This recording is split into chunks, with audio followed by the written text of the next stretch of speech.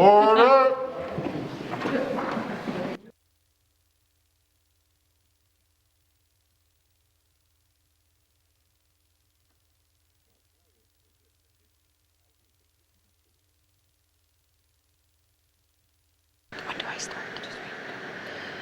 May your spirit and guidance be with us as we work for the benefit of our people, for peace and justice in our land, and for the constant recognition of the dignity and aspirations of those whom we serve. Amen.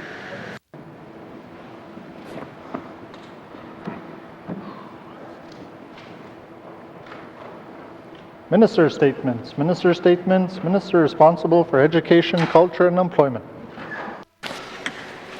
Mr. Speaker, the Northwest Territories is home to a diverse group of people who live in a vibrant landscape shaped by rich culture and heritage. Our 9 official Indigenous languages and our culture bear sacred values and traditional knowledge that have been passed on through generations, shaping our identity and defining what makes the North truly unique.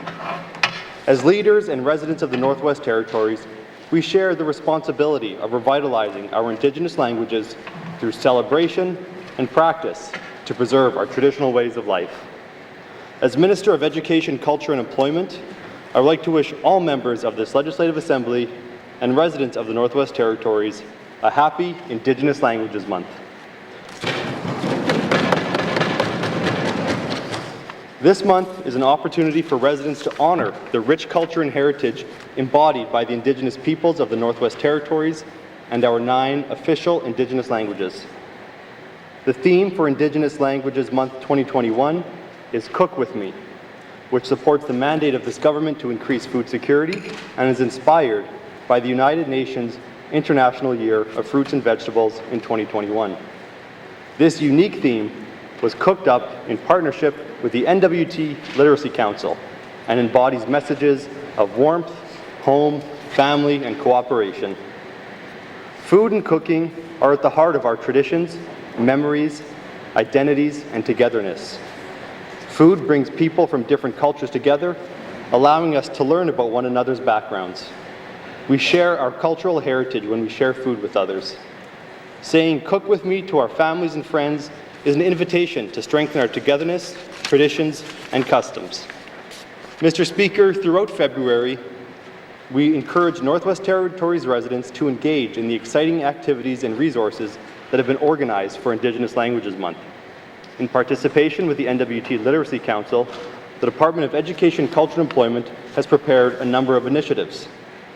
You will see a social media campaign featured on the N.W.T. Indigenous Languages and Education Facebook page that will support the theme Cook With Me.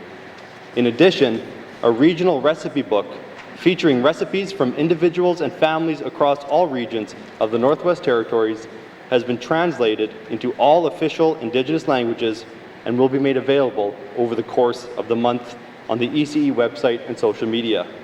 This week, you can view recipes in Clecho and North Slavey on our Facebook page.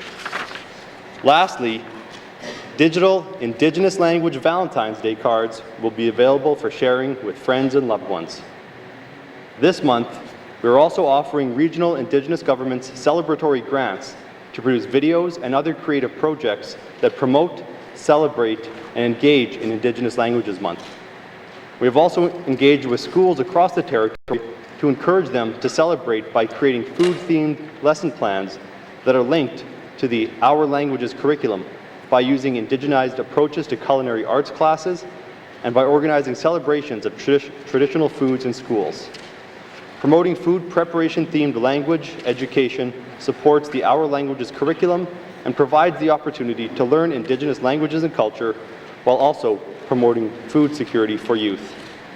Mr. Speaker, it fills me with pride to live in and represent our territory, which has such an abundant living history full of vibrant culture. Masi cho to the elders, community leaders, language advocates, and teachers who continue to promote Indigenous language revitalization efforts across the Northwest Territories.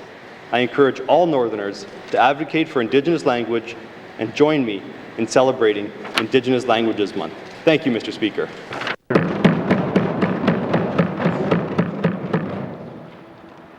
Minister statements. Minister statements. Member statements. Member for Thabacha. Thank you, Mr. Speaker. Mr. Speaker, Highway 5 is the road between Fort Smith and Hay River, and it spans 273 kilometres.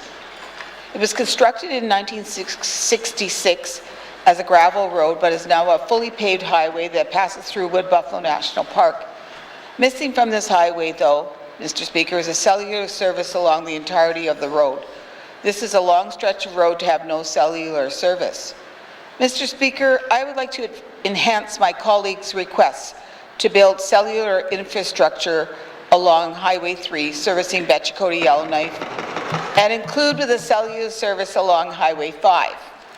This is a much-needed infrastructure that needs to be built in order to increase the level of safety for all travelers who use Highway 5. In the event of an emergency, unless travelers have a satellite phone, they're obliged to depend on other bypassers along the highway to get any rescue assistance. Again, this is 273-kilometre highway. Mr. Speaker, this is not okay and is not acceptable. In this day and age, I think we have reached a point where this is a considered critical infrastructure, and building it ought to be a no-brainer. It's a busy highway, and it's the only highway in and out of Fort Smith. It's also the N.W.T's entryway into Wood Buffalo National Park, which is the second largest park in the world, making it a great tourist destination. A project like this would serve twofold. It would both enhance our highway safety and help increase the prospects of tourism in the South Slave region of the N.W.T. Therefore, Mr. Speaker, if the government is planning to enter any new service contracts to install cellular service along any N.W.T. highway, I'd like to request that Highway 5 be considered in any future negotiations. I will have questions for the Minister of Finance at the appropriate time. Thank you, Mr. Speaker. Thank you, Member for Thabacha. Member statements. Member for Yellowknife North. Thank you, Mr. Speaker. In November, I passed a motion in this House asking the Northwest Territories health system to stop using fax machines to send health records. This is from a 2018 report where the Chief Information and Privacy Commissioner asked the same thing. There have been numerous breaches over the years, including some egregious ones, such as health records being sent to CBC North in 2010 and 2012. Mr. Speaker, I hope that the Minister in the reply can finally put an end to us sending health records.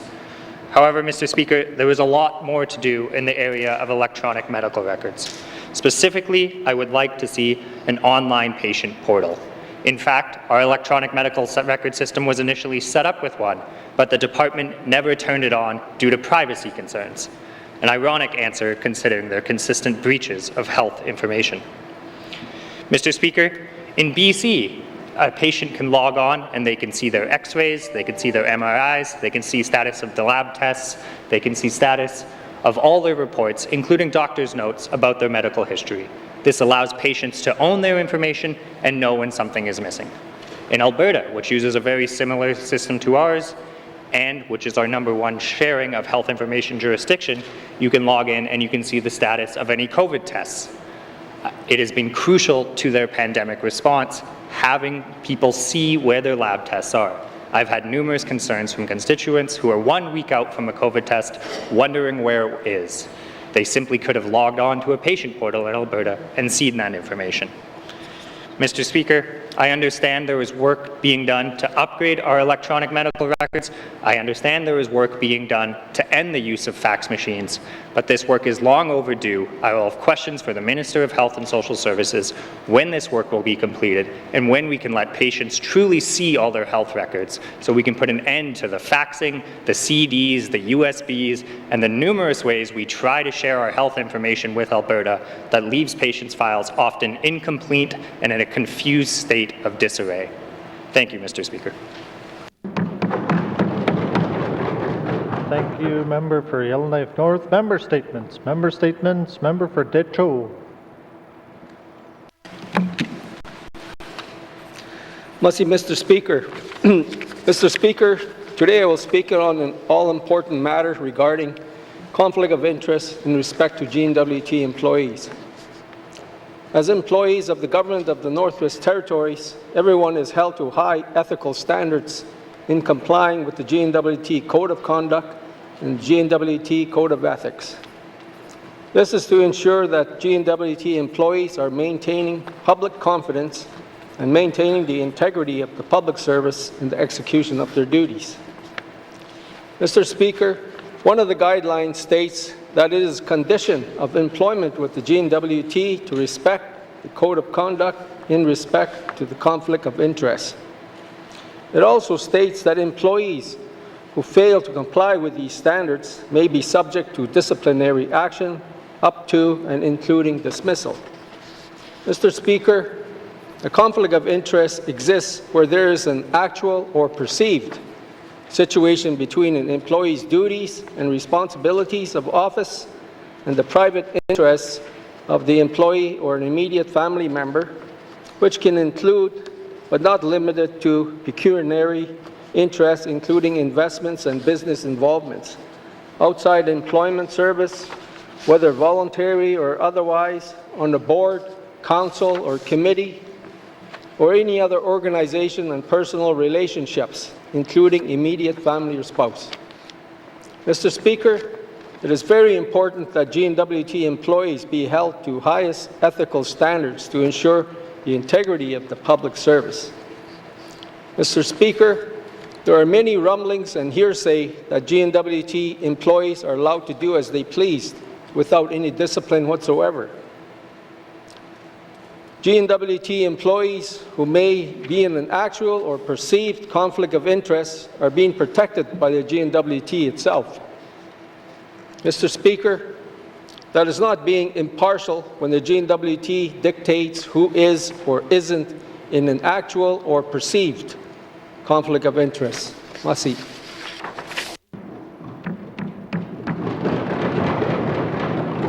Thank you, Member for Ditcho. Member statements. Member statements. Member for Great Slave. Thank you, Mr. Speaker. Mr. Speaker, there we go.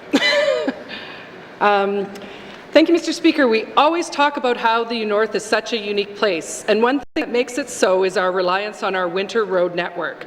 The allure and mystique of these multi-million-dollar annual ventures is so powerful, it even spurred an entire television series, helping to put the N.W.T on the international stage. However exciting these roads are and how beautiful they are to drive, it must be pointed out that we spend millions of dollars every year building infrastructure that melts. Not exactly a fiscally responsible situation. The Mackenzie Valley Highway was completed to Fort Simpson in 1971, and the federal government, which was responsible for highway construction in the territories, promised the following year that it would continue up the east shore of the Mackenzie River and on to Inuvik. The highway would follow the natural route to the Beaufort Sea and provide outside connections to Norman Wells, and it seemed only a matter of time until the road would complete the Trans-Canada Highway system. However, that was not the case, and the N.W.T still awaits the connection of this vital infrastructure corridor. In the North, we need roads for every facet of our lives. If permanent roads connected northern communities, supplies could be replenished year-round. An established, constant, and steady supply chain would reduce the cost of living for our people. Additionally, with travel limited outside the territory for the foreseeable future, a connected all-weather road system would allow for residents to travel internally, taking territorial vacations that would help improve mental health while stimulating the economy. An often overlooked aspect of having connected communities is that of personal safety. Will a person fleeing a domestic violence situation be more likely to leave if they can drive away? A tank of gas is much cheaper than purchasing an airline ticket. Given the current state of our environment, both physically and economically, permanent roads in the North are now a necessity. Millions could be spent on the construction of the Mackenzie Highway through to the Beaufort Delta, ensuring contractors, consultants, and construction service providers stay in business. It would bring in tourism, internal to start, while the international travel situation recovers. It would cut 800 kilometres off the trip from Edmonton to Inuvik, lowering freight costs because trucks would no longer have to go through the Yukon, all leading to a reduction in the cost of food and other essentials in remote communities. Mr. Speaker, I seek unanimous consent to finish my statement. Thank you. Thank you, Member for Great Slave. The member seeking unanimous consent to conclude her statement. Are there any nays? There are no nays. You may conclude your statement. Sound like a broken record, it's because I have often spoke about the need for all-season roads. However, I do so again to urge my colleague, the Minister of Infrastructure, to go back to her federal tables and demand better for us. Demand that we receive 100% funding to build our roads. They are literally the road to economic recovery for many northern businesses. Given the infrastructure deficit the federal government has left us in, the promised highway in the 1970s that never materialized, it is time we remind the Government of Canada that this was not our doing, and that it is an issue we can no longer afford to pay for at the expense of our people. Thank you. Here. Thank you, member for Great Slave. Member statements. Member statements. Member for Frame Lake. Merci, Monsieur le Président. Since its inception in 2012, the N.W.T. Heritage Fund has grown to a very small amount of less than $30 million. During that time, the value of our petroleum and mineral production was about $18 billion. Of course, there were and continue to be benefits from resource development, but $30 million is not a lot to pass along to future generations for this one-time natural capital. That's less than 0.2% of the value of these resources. The purpose of the Heritage Fund, as set out in legislation, is to, quote, to ensure that future generations of people of the Northwest Territories benefit from ongoing economic development, including the development of non-renewable resources, end of quote. I'm not convinced we're doing a very good job at that. The problems with the fund are well known and were identified even during the discussion paper back in 2010. There is no defined revenue stream for the Heritage Fund, and there's no public governance and minimal reporting. The Heritage Fund is so neglected that the last annual report posted on the Finance website is for 2014. Although there is a legal requirement for the tabling of an annual report on the Heritage Fund in this House, the Assembly website only shows annual reports for 2013, 2014, and 2016. In the last Assembly, there was even a promise of a discussion paper to revitalize the Heritage Fund and its legislation. That promise, too, was never fulfilled. The only changes that seem to have been made to the original legislation and regulations since 2012 were to loosen up the very conservative investment requirements set in the regulations. The change was apparently made because the Heritage Fund was actually losing money against inflation. The management of the Heritage Fund was also contracted out to a third party. The one saving grace is that there is a legal requirement for a 10-year review that must report at the first sitting after August 1st, 2022. We must begin preparing for that review now. The review must include the operation of the Act, how to obtain public input and advice on expenditures from the Fund, independent oversight and management of the Heritage Fund, and any other amendments that should be made to the Act. I will have questions for the Minister of Finance on improving intergenerational equity for residents of the Northwest Territories. Merci, Mr. Speaker. Thank you, member for Frame Lake. Member statements. Member statements. Member for Tunade-Welleday. Mr. Speaker. Today I wanted to speak a little bit about our frontline workers, and what I mean by frontline workers are doctors, our nurses, our firefighters, corrections, guys, people working at the borders, too many to list, like social workers.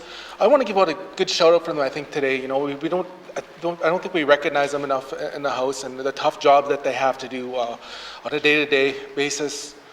They put themselves into harm's way. A lot of dangerous duties. Every shift they go out there, they're putting themselves at risk. And I just want to say I can't say enough about them. I want to say a big masi cho to them. And when you go out there today, we're thinking about you. And again, I've been really thinking about this. It made me think about this on the way here to when I drove to the ledge this morning. You saw the lights go on. I could imagine responding to calls in very, very cold weather like this. You imagine fighting a fire in this cold weather. A lot of it's hard work.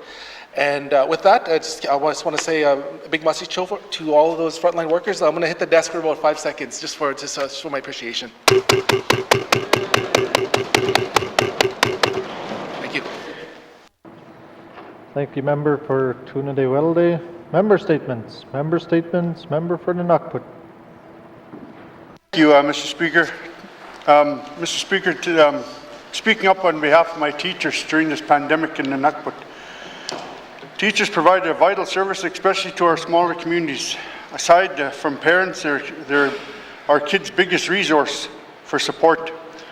I've been talking to some of the teachers in N.W.T. and they're really stressed out and they need the government's help. Our teachers provide the essential services, but they're not being treated that way, Mr. Speaker. They are asking me why the nurses and doctors are considered essential services, but they're not. And I see where they're coming from, Mr. Speaker. Teachers' travel must be paid. They have to pay their own travel, own hotel costs when they're going out for, say, spring break. Why is that? Why can't they do rapid testing? When they're in quarantine, they have to pay out of their own pocket and they lose lost wages when they're in there. Also, that COVID testing for we can get them back to the classroom more quickly for the rapid testing, Mr. Speaker. We need our teachers more than they're just not there. Their job's hard and demanding, and even when there's no pandemic, it's still their stresses of the work is there every day with them. I'm hearing from the teachers who feel desperate but are afraid to speak out. I'm here to speak out for them, Mr. Speaker. Today I'll have questions for the Minister of Health at the appropriate time. Thank you, Mr. Speaker. Thank you, member for N.W.T. Member statements. Member statements. Member for Kamlik. Dayton, Kawo, Donta, Gedi, Hagi. It is the government's responsibility to ensure its program and services are accessible to the people it serves. The N.W.T spends millions on programs and services, but they are not accessible to the people who need them, and people are falling through the cracks. 2020 was a challenging year, and yes, Northerners are resilient, but Northerners have been fighting the social challenges highlighted by 2020 for a long time. For many, life feels like an exhausting game of snakes and ladders where every roll lands them farther down the game board. We live in a territory with the second highest family violence rates, staggering rates of undiagnosed FASD, trauma in every community, rampant substance abuse, mental health challenges, and a $500 million housing shortfall. When people suffering through one of these challenges look for support, the path needs to be clear. When someone is suffering through all of these, the path needs to be easy. In November, I walked with an N.W.T resident trying to access supports. They agreed to share their journey, but I will call them Avery to protect their privacy. In short, Avery was a parent facing eviction from public housing, struggling with substance abuse and family violence in the home, both of which started during the COVID-19 lockdown. Avery's story is not unique and is relevant to all of our constituencies that we serve. Avery's rock bottom brought us together. In the week that followed, they made 14 connections with public servants with a primary goal of accessing integrated case management and its wraparound support services. Mr. Speaker, I know the N.W.T's system refused to take no for an answer, and it still took us 14 connections to find support that extended beyond the first contact.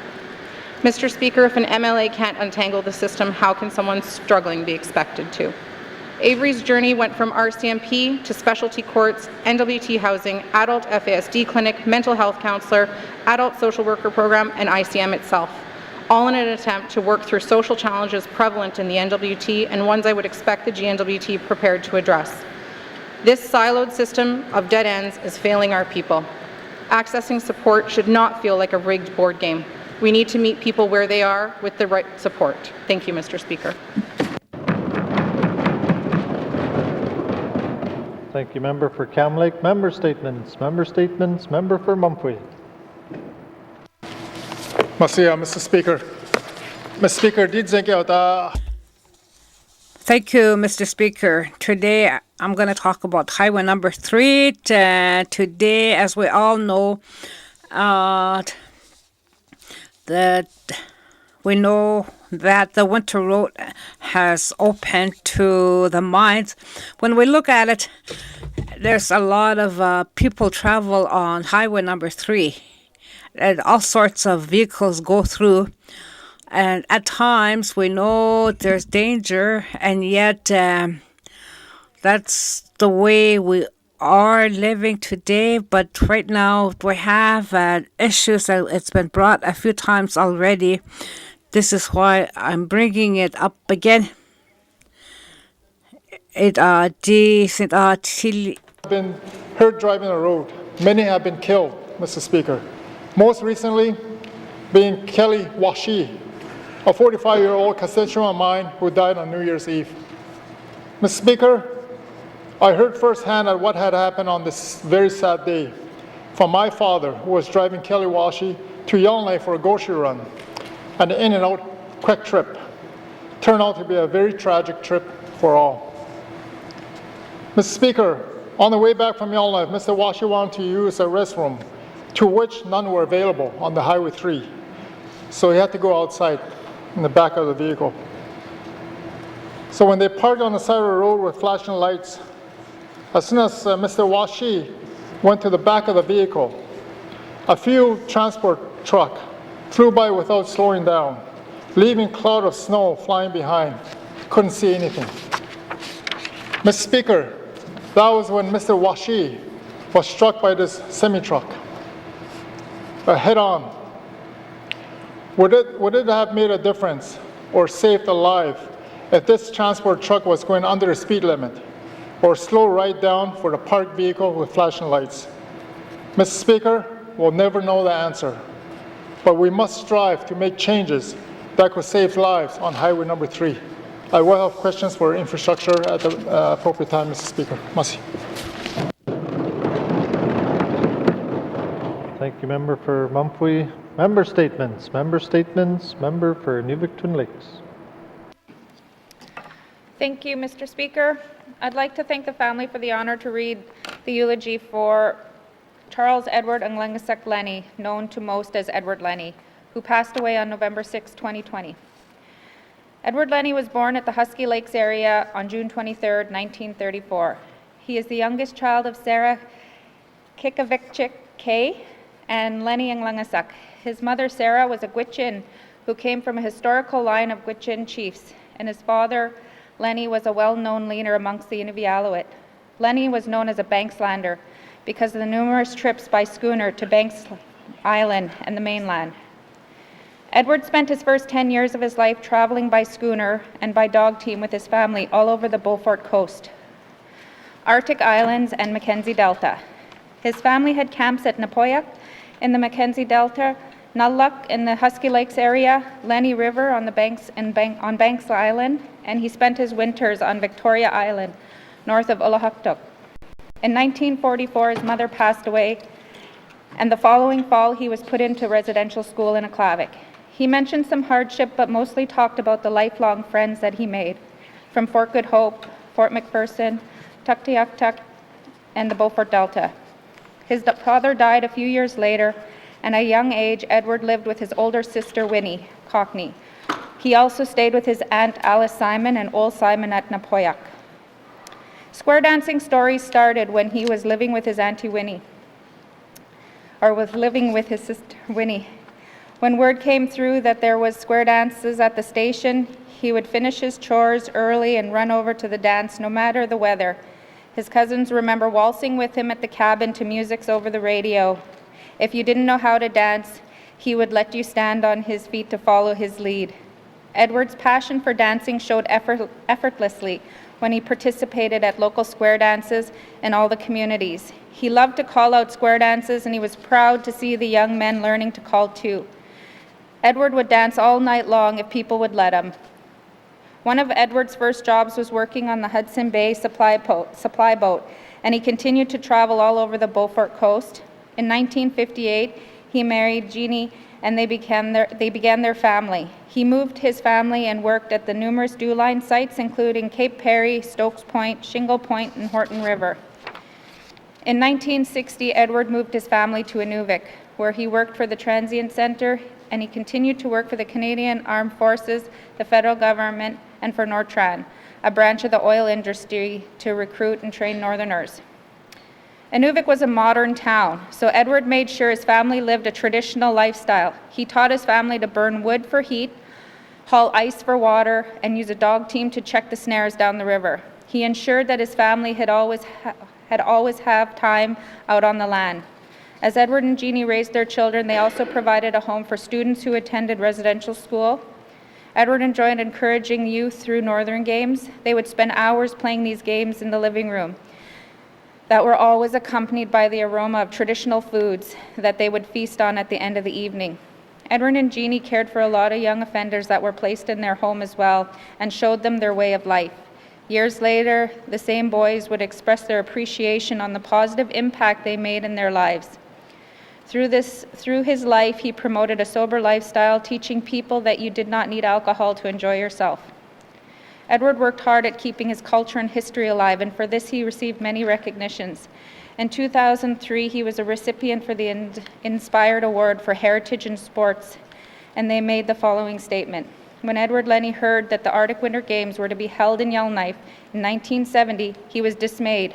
How could they call something the Arctic Winter Games when there was nothing Arctic about them? More than 30 years later, Mr. Lenny fixed all that. Northern Games, the 1-foot hide kick, seal skinning, bannock making, traditional dancing, to name only a few, are alive and well in Canada's north. In 2000, the games that Mr. Lenny founded celebrated their 30th anniversary and are a vibrant part of the Arctic life. From Alaska to Labrador, they provide the Inuit with critical cultural exchange and a chance to reconnect with their ancient past. Their components have also taken their rightful place in the Arctic Winter Games and are now demonstration sports in the Canada Games. He led, taught by example, and we are richer for it. An Inuit leader once said, Mr. Lenny trained athletes himself, raised funds when necessary, and brought his beloved games and culture to a wider audience through performances for royalties, prime ministers, and the national television audiences. Needless to say, Northern youth have kept up this elder's call. Wherever the Inuit came from, that's where it all started. Mr. Lenny says in describing Northern Games, all these sports fit into one life story, a guy that moves slowly, doesn't have to be fast as long as he can think fast. The best way I can explain this is to keep playing the games, and you can be sure the Inuit keep playing Northern Games for generations to come. He was also the recipient of the Queen Elizabeth II Diamond Jubilee Medallion in 2012, where he was presented this award in Inuvik on February 15, 2013 by the Deputy Commissioner of the Northwest Territories, Jerry Kassoon, and Robert C. McLeod, MLA for Inuvik Twin Lakes. Edward is greatly missed by many who experience his warm smile and his smarty sense of humor. Thank you, Mr. Speaker. Thank you, Member for Inuvik Twin Lakes. Our thoughts and prayers are with the family. Member statements. Member for Nahende. Thank you, Mr. Speaker. Mr. Speaker, Morris Daniel Lafferty was born on September 22, 1934, to James and Marguerite Lafferty. He was the fifth born of 5 sons and 5 sisters. He spent his life in Fort Simpson, attending school locally and completed up to grade 8. Morris wed his late wife, Susan, on December 17, 1965. Together they had 2 daughters, Zena and Mercy, and their son, Skylar, who was lost in early infancy. They raised Gloria as their own from the age of 5 months old and fostered many other children throughout their lives. 2 weeks prior to the arrival of the firstborn, Maurice had emergency brain surgery to remove an abscess that formed from an accidental hit on the head from an axe as a child. The surgery left him paralyzed on his right side. He was a musician, an artist, a long-term supporter of the Métis Nation, and promoted the unique Métis culture and traditions. He served as the first president of the Indian Brotherhood of the Northwest Territories. Mr. Speaker, Morris started working at the young age, holding various positions throughout his life, buying his first fiddle from Eaton's catalog for $45 as a young man. In 1958, while working for the Power Corp, he was given the privilege of turning the power for the first time in Inuvik. He had a wealth of information and was always willing to share it with others, including contributions to publications related to the history of the Métis of the North. He will be remembered by those who knew him for his witty sense of humor and ability to tell stories for hours. Leaves behind his 3 daughters, 10 grandchildren, and 3 great-grandchildren.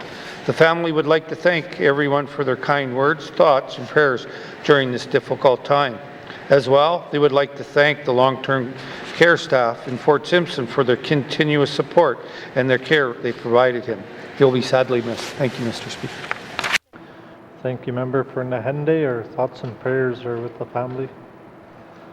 Member statements. Member statements.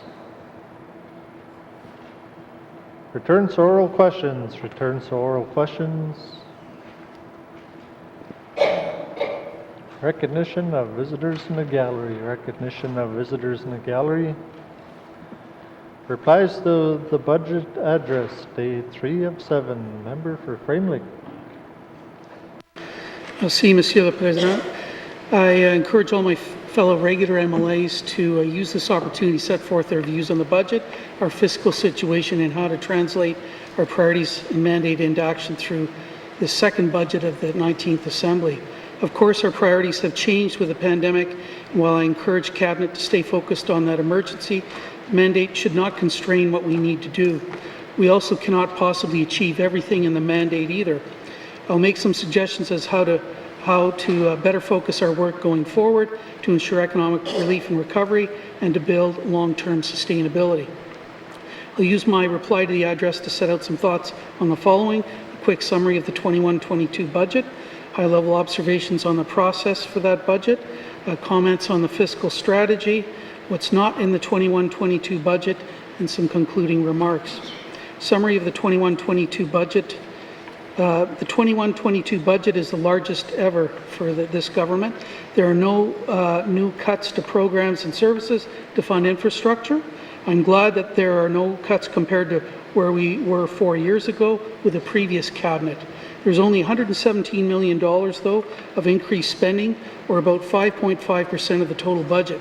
I agree and can support most of the new spending in this budget, including the following: increased costs of existing health services, increased capacity in child and family services, funding to participate in the National Housing Co-Investment Fund that the regular MLAs fought hard to get added in, the final phases of the Child and Youth Care Counselors Program, including a traveling mental health team, increased funding for income assistance, some money towards the municipal funding gap, more funding for Northern Distance Learning, expansion of the dialysis unit in Hay River, increased funding for Indigenous language revitalization that the regular MLAs pushed for, increased funding for daycare spaces, more funding for long-term care services provided by Avens, increased funding to emergency shelters, a renewed tourism strategy with Tourism 2025, funding to advance the knowledge economy, increased funding for the Sustainable Livelihood Program, more funding for work on climate change, and creation of a gender equity unit. There are some spending items I cannot support, including the increased funding to the N.W.T. Petroleum Resources Strategy when there is no interest in exploration or development beyond possible production for local consumption. I want to talk, Mr. Speaker, about the budget process. I can say that the relationship and negotiations with Cabinet over financial matters have generally been cordial and respectful, a much different and welcome change from the previous regime. With this budget, we had the benefit of the 4-year business plans, although the lengths or changes could and should have been better documented and highlighted. In addition, it would have been very helpful to hold a meeting between the Minister of Finance and regular MLAs to discuss priority areas for increased funding prior to development of this budget. That didn't happen, but I would encourage the Minister to do this next year. Fiscal context. While I appreciate the difficulty of trying to carry out prudent fiscal management during a pandemic, we are facing a fiscal crisis, despite anything to the contrary from the Finance Minister. We just had our debt limit increased to $1.8 billion, and in this budget, we are already at $1.59 billion. Operating surpluses, which are required for spending on capital projects or infrastructure, have crashed dramatically from a predicted $203 million to a deficit of $31 million this year alone. Only $68 million is predicted for 21-22. This drop is due to declining revenues and, in my view, overspending on capital projects initiated by the last cabinet, which put roads over people. Unfortunately, we seem to be on the same path. The Finance Minister promises creativity, innovation, and systematic evaluation of programs and services through the Government Renewal Initiative.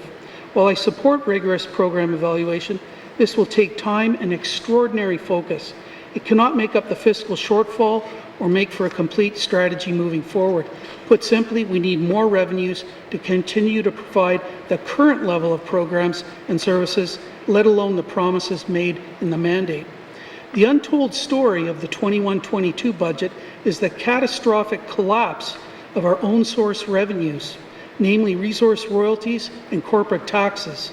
I'll have questions for the Minister of Finance later today. Do we really expect to get nothing, zero, in terms of resource revenues from mining in the current year, and only $1.5 million in 21-22? It's predicted we will raise about $28 million from alcohol and $14.5 million from tobacco, but corporate taxes and mining royalties are going to be about $2 million this year and even less next year with negative corporate taxes. Why does this government continue to promote mining if we don't get any direct revenues? This is a serious question that this government must come to terms with as part of its review of the fiscal regime for mining. In fact, there's no mention in the entire budget of any efforts to stabilize or increase any revenue sources. I'm going to press the Minister of Finance to publicly release another version, hopefully with less anti-tax rhetoric, of the revenue options paper.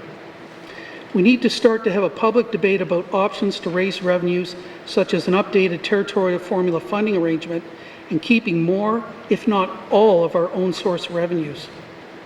A pandemic may not be a great time to introduce new taxes or increase taxes, but our current path is completely unsustainable and we need to have that debate. Some trumpet the reduction of the small business tax in terms of fairness and competitiveness. I've tried unsuccessfully now for 5 years to get Cabinet to seriously consider adding another personal income tax bracket in the same spirit of fairness and competitiveness. We're one of the few jurisdictions left in Canada that only has 4 income tax brackets. Nova Scotia went to 5 in 2010, BC and Ontario went to 5 in 2014, New Brunswick went to 6 in 2015, Newfoundland and Labrador went to 5 in 2015, as did Yukon. Alberta went to 5 in 2016. Even the federal government went to 5 in 2016. The finance minister said that we have $25 million in discretionary funds to work with to begin to make progress on the mandate over the next 4 years. The finance minister has never shared a costing of the mandate items, despite having been asked for that several times. What we do know is that each of the large infrastructure projects, Tulsan Expansion, Slade Geological Province, and the Mackenzie Valley Highway, will cost a lot more than $1 billion each. We have to stop fooling ourselves that these can be done at the same time. We simply cannot afford them all at the same time, even if the federal government gave us or other potential partners all of the money.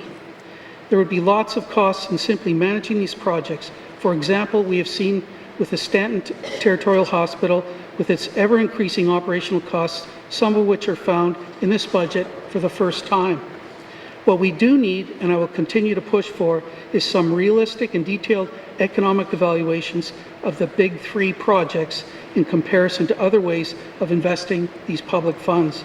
We need to look at the number of jobs created, the longevity and location of those jobs, building of local capacity, how our labour force matches with job opportunities, and other ways of more objectively examining value for money. If I had to choose between investing $1 billion in the SGP road or Tulsan expansion and getting all of our housing out of core need for $500 million, or having 20 years of universal childcare, this would be a no-brainer. We would create more jobs, especially outside of Yellowknife, with an investment in housing and childcare, and help our residents to better participate in our economy. There is no funding for the large projects other than dribs and drabs provided by the feds for planning. There are no confirmed buyers or users in some cases, and we cannot afford them. We need to make the tough decisions now about these 3 large infrastructure projects to stop us going over the fiscal cliff. We should focus on a phased approach for the Mackenzie Valley Highway to ensure we maximize local benefits, and we should drop the other 2 projects. That way we can focus on people's immediate needs and build a more sustainable N.W.T. Mr. Speaker, I want to turn to what's not in the 21-22 budget. I recognize that this budget is status quo and that the mandate will require additional funding, partly through supplementary appropriations. Perhaps the greatest missing item in the budget is the absence of any new funding for a comprehensive economic relief and recovery plan. In fact, there is no plan other than what has been cobbled together almost exclusively using federal assistance. We need the plan and a clear identification of any funding needs or gaps, particularly for small business support, an area that we have some control over. That plan needs to include further support for the service sector, tourism, agriculture, and even better, food security and the performing arts. We must look at how we can transform our economy to take better advantage of our knowledge, the Polytechnic University, and environmental remediation. No plan and no money in this budget is not a good place to be at this point in terms of economic relief and recovery. In terms of other items that should have been in the budget, I've been a persistent advocate for midwifery, having raised it 15 times in this House over more than 5 years. The territorial midwifery program has been in development for at least 7 years and seems to be stalled now as there are no further funds for its implementation. As I understand it, COVID has again intervened as a competing priority. While I understand the fiscal cliff this government is facing, investment in completing a territorial midwifery program has long-term savings and preventative benefits. It makes sense to support mothers, babies, and families get the best possible start. I'll have more to say about this when we review the Health and Social Services budget in Committee of the Whole. The budget I addressed was virtually devoid of any discussion of the commitment to and need for additional resources for completion of the ongoing Indigenous land rights negotiations and implementation of the agreements already in place. To assist with these efforts, our government also needs to seriously move forward with implementing the United Nations Declaration on the Rights of Indigenous Peoples. If we are to achieve more than the one agreement in principle at one self-government table in the last Assembly, more resources and a fresh approach are needed. It's not clear whether new mandates and or negotiators have even been identified to carry forward this important work. Barren ground caribou surveys are to be done this upcoming summer, as the surveys were cancelled in 2020 due to COVID. However, ENR has no funding in the 21-22 budget to carry out this work. It's not clear where the funding would come from other than internal cuts. This is how ENR funded its work on legislative initiatives in the last Assembly, and it had a devastating impact on its work and morale. We've made very little progress in taking any concrete steps to save caribou, and most of the herds are in a desperate state. The surveys are one of the key ways to determine the health of the herds and should be a funded activity. There was no mention in the budget of the potential for benefits from the $1 billion remediation of Giant Mine or the work required to reclaim Norman Wells fields or other areas such as Canton. The remediation economy is the equivalent of at least one of the big projects. It won't cost us anything as this work is being done by the federal government or the private sector, but we have to work much harder to ensure Northerners will benefit. Of course, we must also put in place a proper post-devolution system to identify and manage environmental liabilities before they come back to this government and taxpayers. This is something that the last cabinet failed to do, as we've seen from the Canton Mine, Cameron Hills, and the rollback of mandatory financial security in the Public Land Act. The Finance Minister must stop this bleeding now, work with her cabinet colleagues in this side of the House. There's little to no mention of the untapped potential of arts and culture and to diversify the economy. This is another no-brainer, and there isn't even a whisper of it in the budget. There is the promised arts strategy that should be used to help identify opportunities. Where is the promised arts strategy that should be used to help identify opportunities for investment and spur on economic recovery? There are many other commitments that the mandate and elsewhere from the mandate and elsewhere that will require attention and investment, likely beyond the $25 million that is available under the current fiscal strategy. This includes completing the network of the single window service centres in all our communities. We need additional and redirected revenues for addictions that should be focused on aftercare and mental health support. Measures to fight poverty, including in my wildest dreams, a guaranteed basic income program. That also needs to be addressed. I'll be happy to work with my colleagues on this side of the House to push these priorities. In conclusion, Mr. Speaker, the decisions of the last Cabinet and the ongoing impacts of the COVID pandemic have clearly boxed us in terms of our fiscal situation and budgetary options. Previous cuts to programs and services to fund big infrastructure projects has pushed us closer than ever to the debt wall, coupled with additional spending on COVID. This has resulted in more short-term borrowing and increased debt servicing cost. The infrastructure agenda from the last Cabinet continues to lead to increased O&M costs. It has generally failed to bring the anticipated benefits, whether it's the Mackenzie Valley Fiber Link that is not tied into communities, the failure to stimulate tourism in Tuktoyaktuk, the lack of northern workers on the Tlicho All-Season Road, or the deficiencies in the Stanton Territorial Hospital P3 arrangement. I'm pleased to see this Cabinet beginning to promote a more balanced approach to our mandate in this budget with no reductions. We need to spend more of on our basic needs, whether this is housing, healthcare, or education, for the long-term outcomes our citizens deserve, and we need to raise the resources to do that. This means more revenues and a new fiscal arrangement with Ottawa. Now is the time to start to focus on building a more sustainable revenue base for the N.W.T. I sincerely thank my Cabinet colleagues and their staff and my committee colleagues for much hard work in getting us to this point. We still have more work ahead of us to ensure that the priorities of regular MLAs are more clearly reflected in the budget, but I'm confident that working together we can reach a reasonable compromise and a better balance. Merci, Mr. Speaker.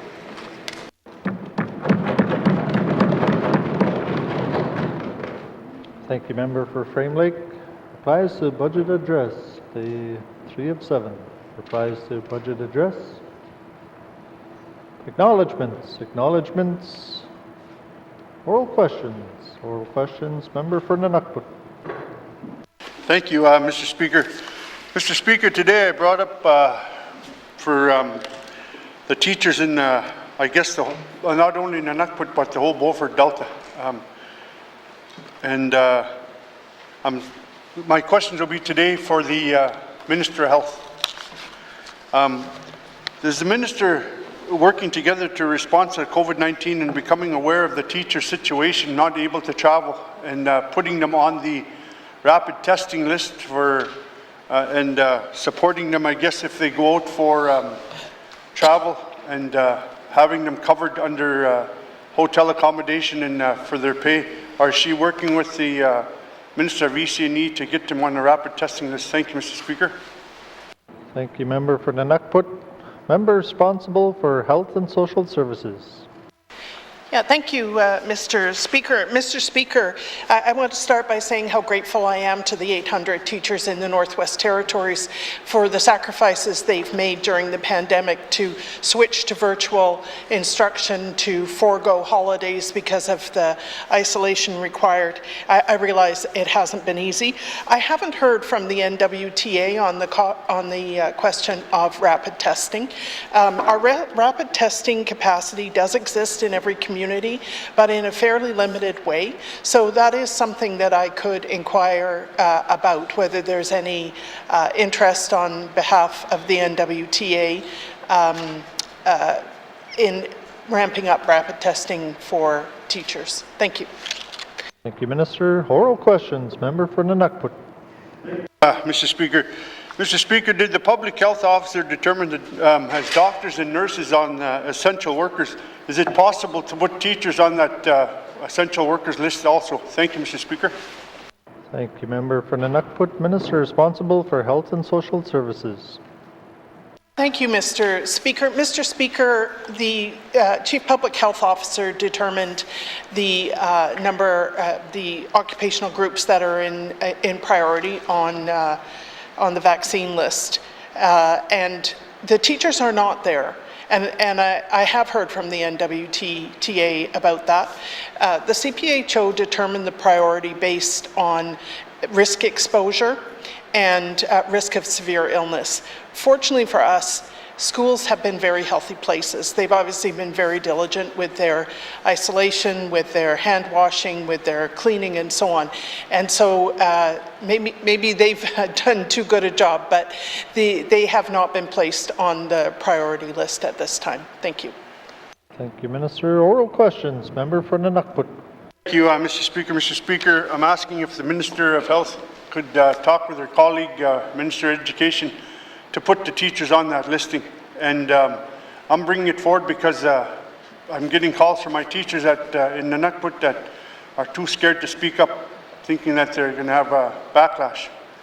So is the Minister prepared to talk with her colleague to put the teachers on essential workers and get them rapid testing and able to cover their costs when they're traveling out during spring break, for instance?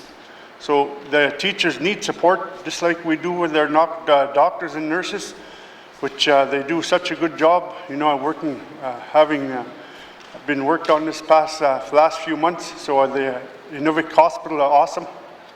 Thank you. And but I need help from these ministers to help my teachers, all the teachers. Thank you, Mr. Speaker. Help me help you. Thank you, Member for N.W.T. Minister responsible for Health and Social Services. Yeah, thank you, Mr. Speaker. Mr. Speaker, just to say again, it's the Chief Public Health Officer whose decision this is. So it's not my decision, and it's not the Minister of Education, Culture and Employment.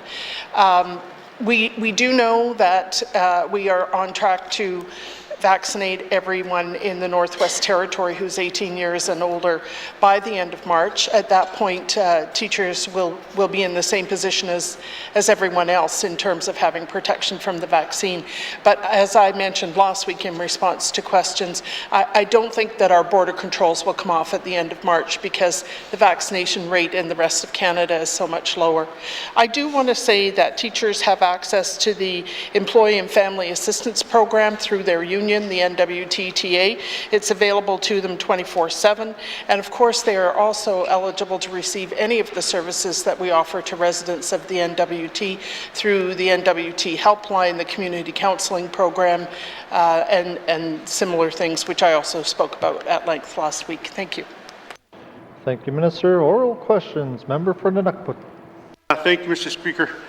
Mr. Speaker, why is it so hard to get commitment for getting essential worker status for the teachers? We need help. They need help. It's like the Minister said, 800 teachers across the territory did so much for the students and did their jobs well, but they're asking for help right now. They need to get out. It's been a year almost. Some of them haven't been returned home.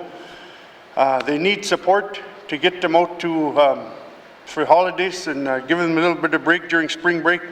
So I'm asking this minister to talk to her colleague, to talk to the N.W.T. and get them on the list for rapid testing and support for them when they travel. They don't have to pay for the hotel when they come back into the territory. Thank you, Mr. Speaker. Thank you, Member for N.W.T. Minister responsible for Health and Social Services. Thank you, Mr. Speaker. Mr. Speaker, I just want to take the opportunity to say that where the vaccine has been given in the small communities, every adult over 18 has received the vaccine, and of course that includes teachers. So the teachers in the smallest communities have in fact been vaccinated.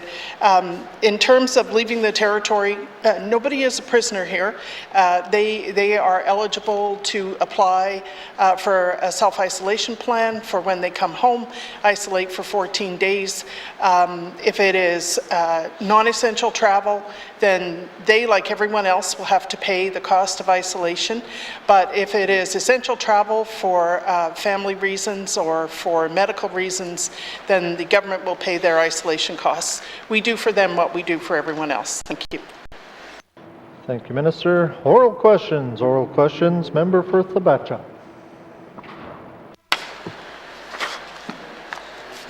Thank you, Mr. Speaker.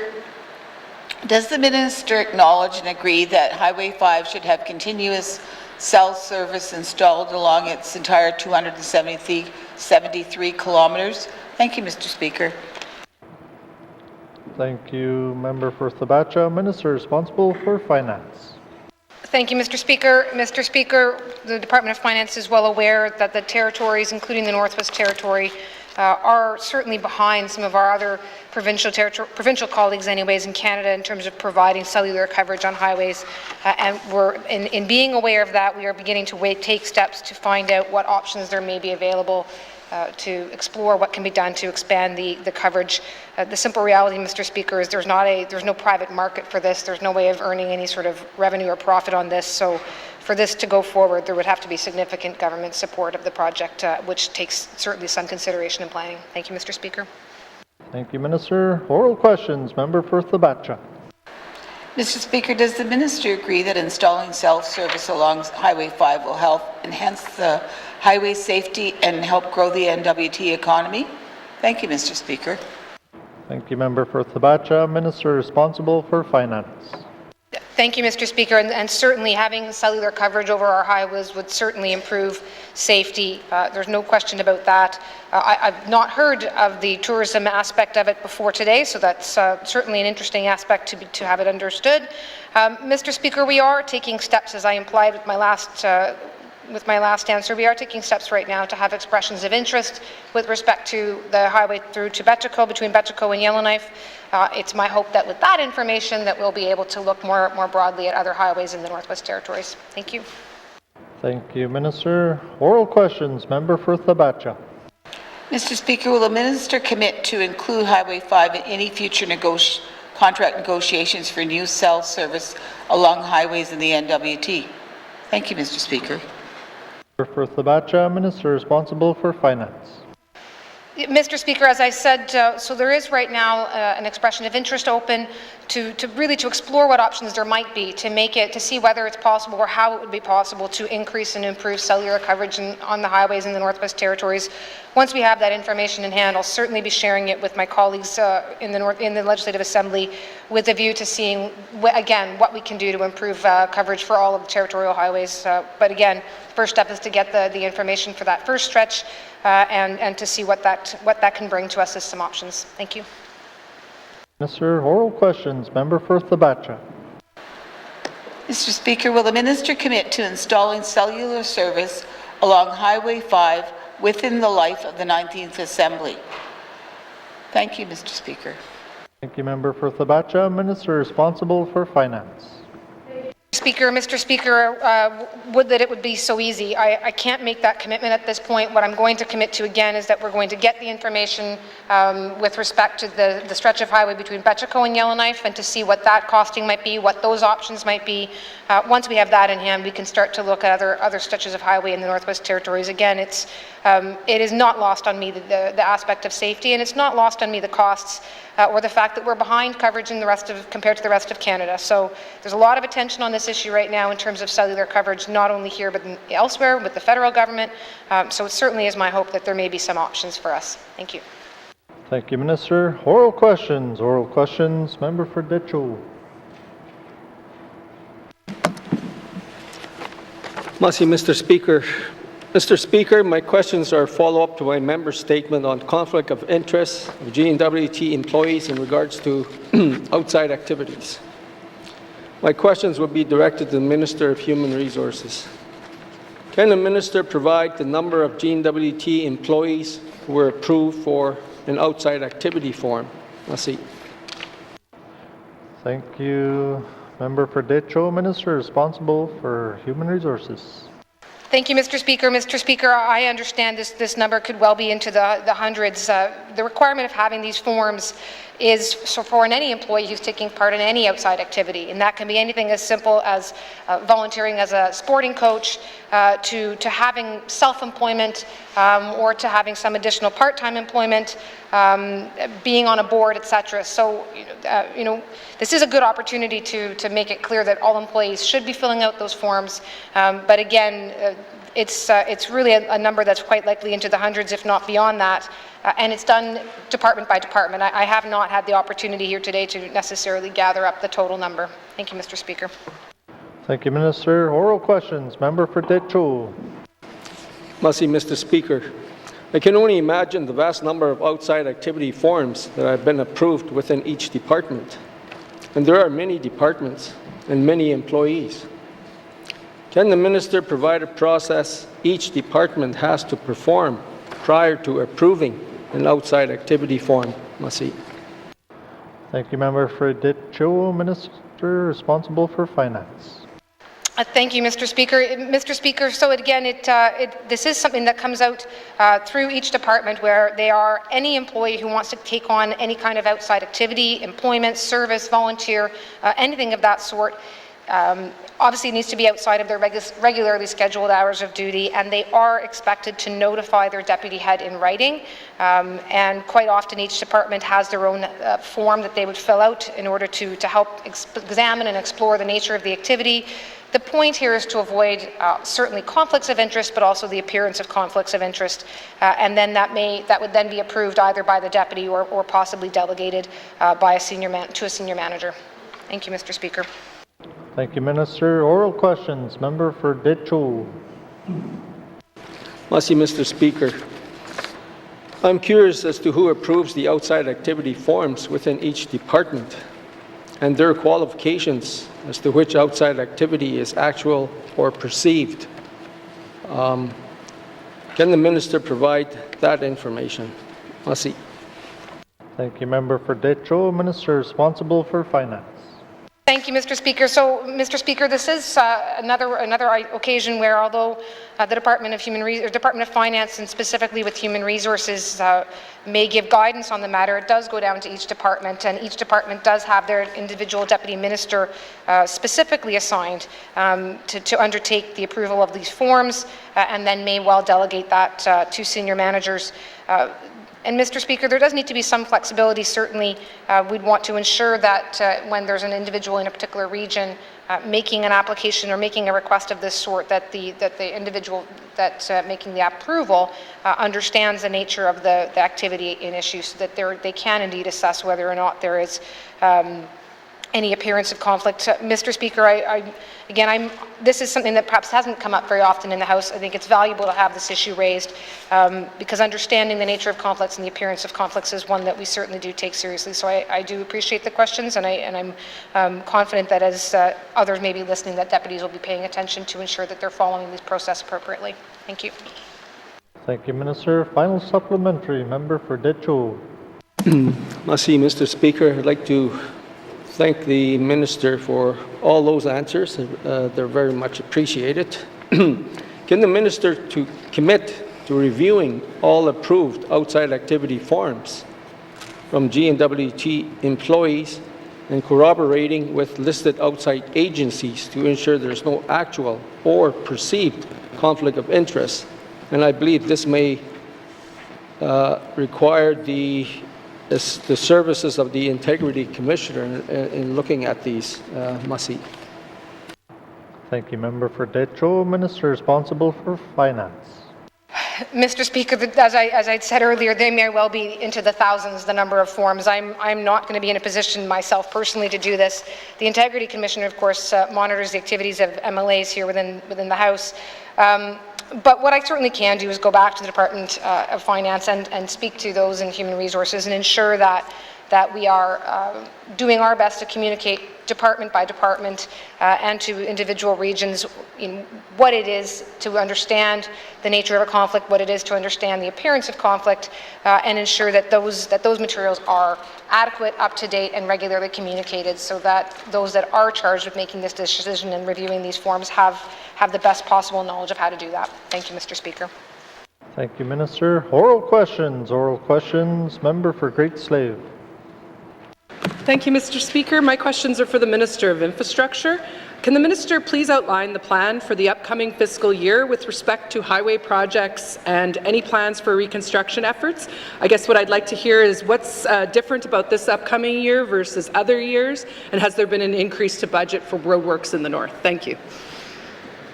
For Great Slave, Minister responsible for infrastructure.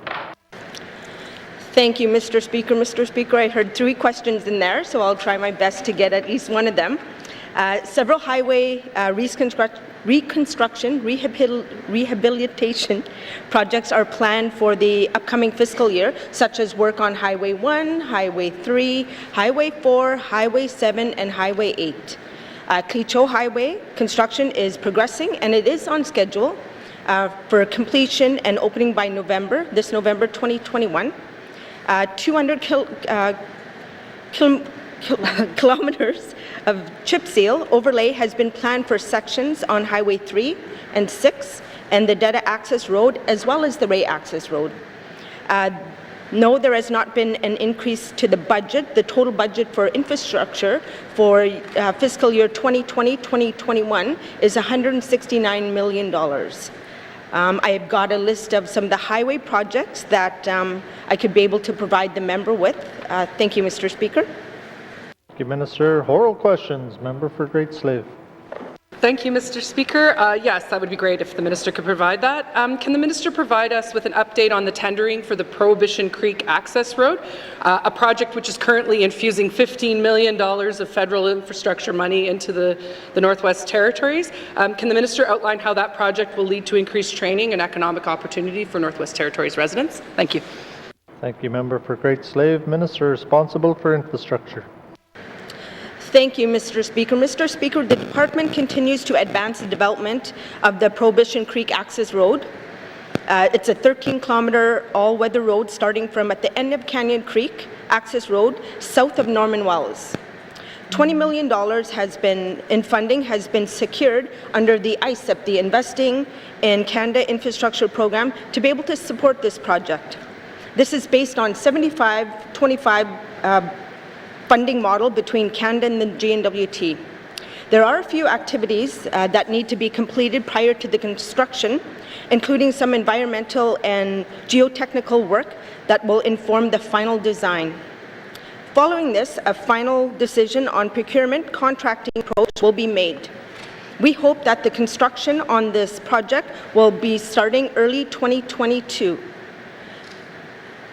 We are excited to see the project move to the construction phase and having its economic benefits and training opportunities that will start to become a reality. Thank you, Mr. Speaker. Thank you, Member. Thank you, Minister. Oral questions. Member for Great Slave. Thank you, Mr. Speaker. I know I sound like a bit of a broken record, but I'm always going to continue to bring up infrastructure and repeatedly ask the same questions. So can the Minister provide a timeline for the completion of the Great Bear River Bridge, including any unforeseen delays or difficulties due to the COVID situation? Thank you. Thank you, Member for Great Slave. Minister responsible for infrastructure.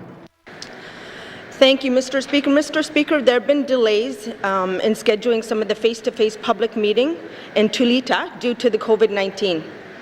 Engagement with groups and communities in the Satu, including a project update presentation, will resume when COVID travel restrictions are lifted or when we're able to do some video conferencing.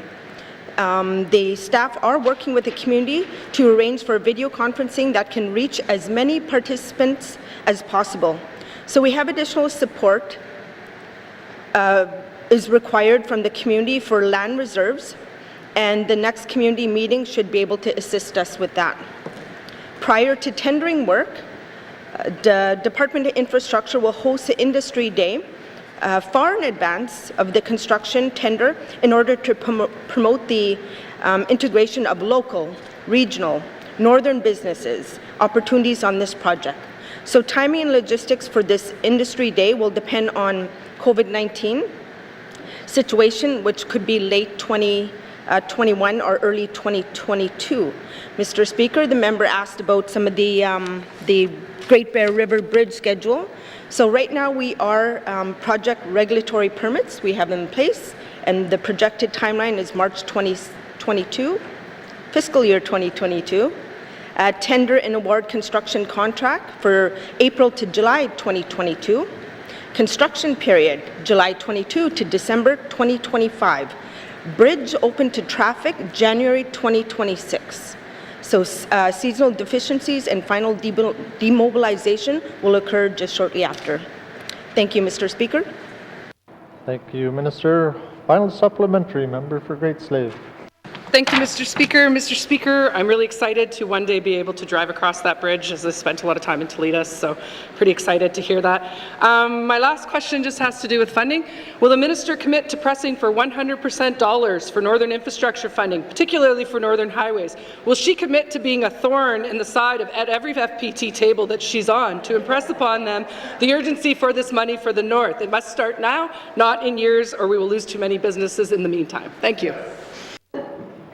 Thank you. Member for Great Slave, Minister responsible for infrastructure. Thank you, Mr. Speaker. Mr. Speaker, no pressure. I'll do what I can. I do continue to engage with the federal ministers on some assessing federal funding opportunities. I did raise the question of the issue of 100% funding, particularly with the new construction of projects like the Mackenzie Valley Highway, with Minister Omar Al-Jabbar, the new federal minister for transportation. So we had an introductory call on January the 28th. So he is aware of some of the issues that, and I will continue to pressure some of my federal counterparts. I do want to make it clear, however, that many of the federal funding pots have very defined cost-sharing guidelines that do not contemplate any 100% federal funding. You know, at this point, I'm not willing to risk 75% federal funding on important projects by submitting applications that do not meet some of the program criteria. So the issue of 100% highway projects will remain a topic of discussion with the federal government and myself as Minister of Infrastructure. Thank you, Mr. Speaker. Thank you, Minister. Oral questions. Oral questions. Member for Twin Lakes. Thank you, Mr. Speaker. My questions are for the Minister of Education. As to my colleague from N.W.T, these concerns of teachers and travel, most of our teachers in our regional centres and our small communities are providing what I feel is an essential service to our children. What is the plan for approving travel this spring break, since it was such a hot topic during Christmas? Thank you, Mr. Speaker. Thank you. Member for Twin Lakes, Minister responsible for education, culture and employment. Thank you, Mr. Speaker. The plan for spring break is going to be very similar to the plan for Christmas. Thank you. Thank you, Minister. Oral questions. Member for Twin Lakes. Thank you, Mr. Speaker. We know that the CPHO has said, you know, when we question whether the vaccine is going to loosen or, you know, take the border controls away, that she's not commenting that far.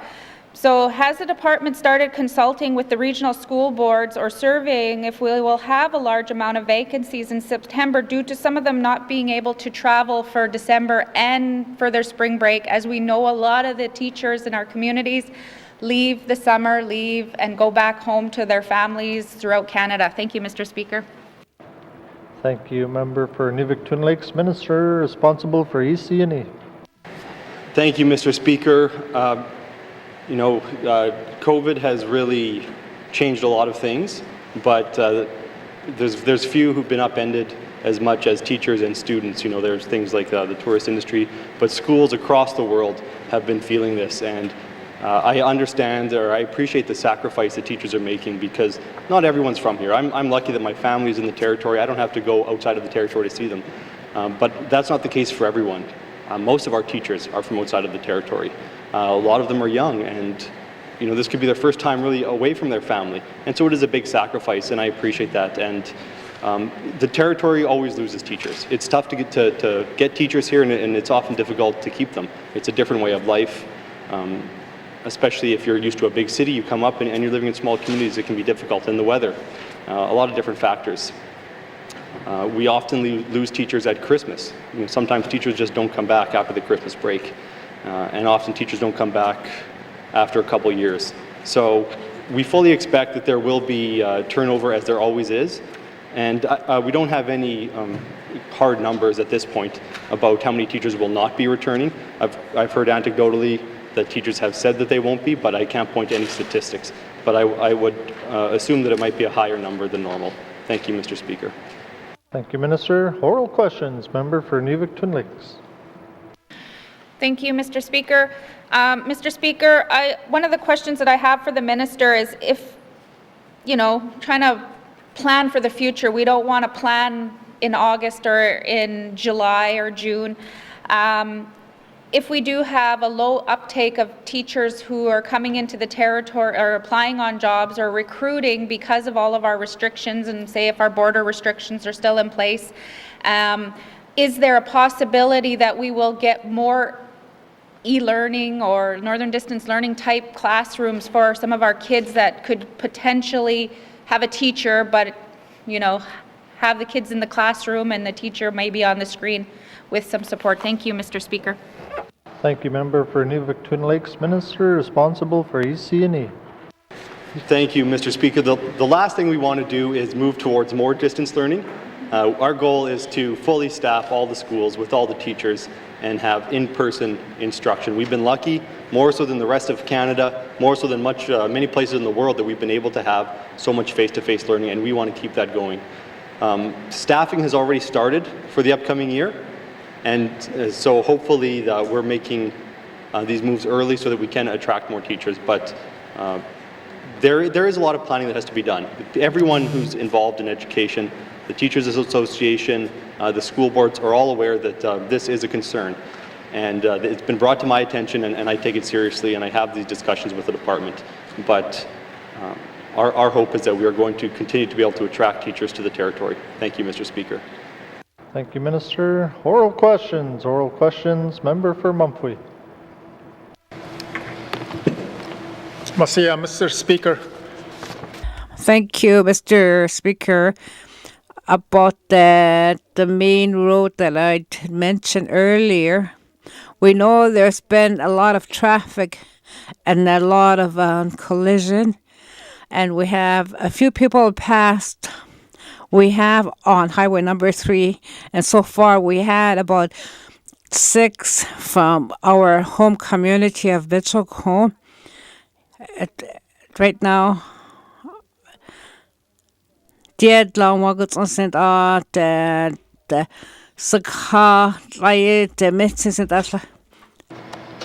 like to ask Minister of Infrastructure, would the Minister of Infrastructure please provide this House with a 10-year breakdown of the vehicle accidents on highway number 3 between Yellowknife, Bishopcombe, and Fort Providence, which involves tractor-trailer units.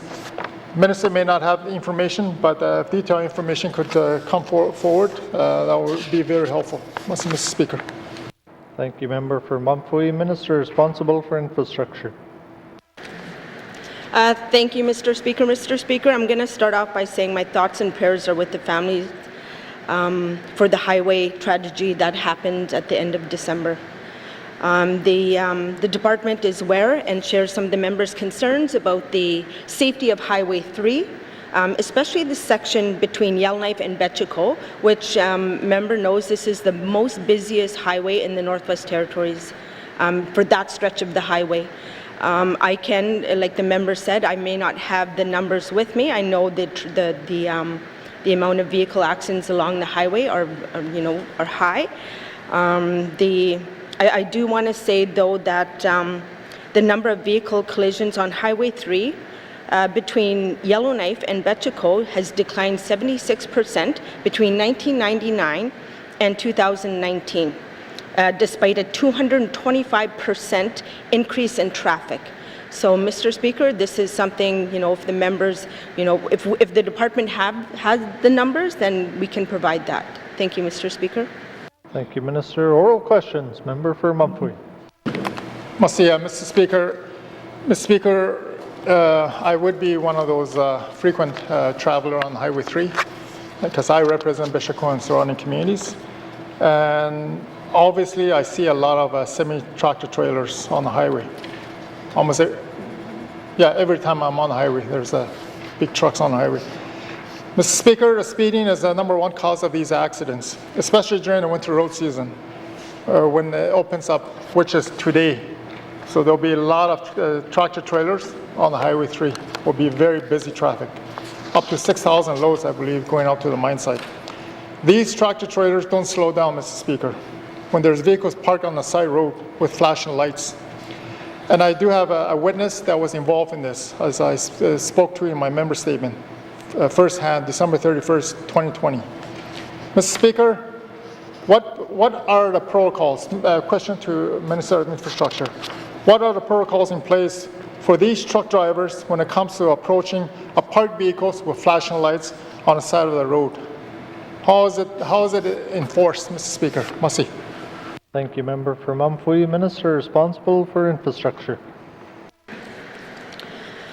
Thank you, Mr. Speaker. Mr. Speaker, I want to thank the member for suggestion to look at speed limits for trucks and maybe even lower them. We'll have to consult with the general public, the transportation industry, and get their thoughts on this matter. It is a possibility that, reduced speed limits could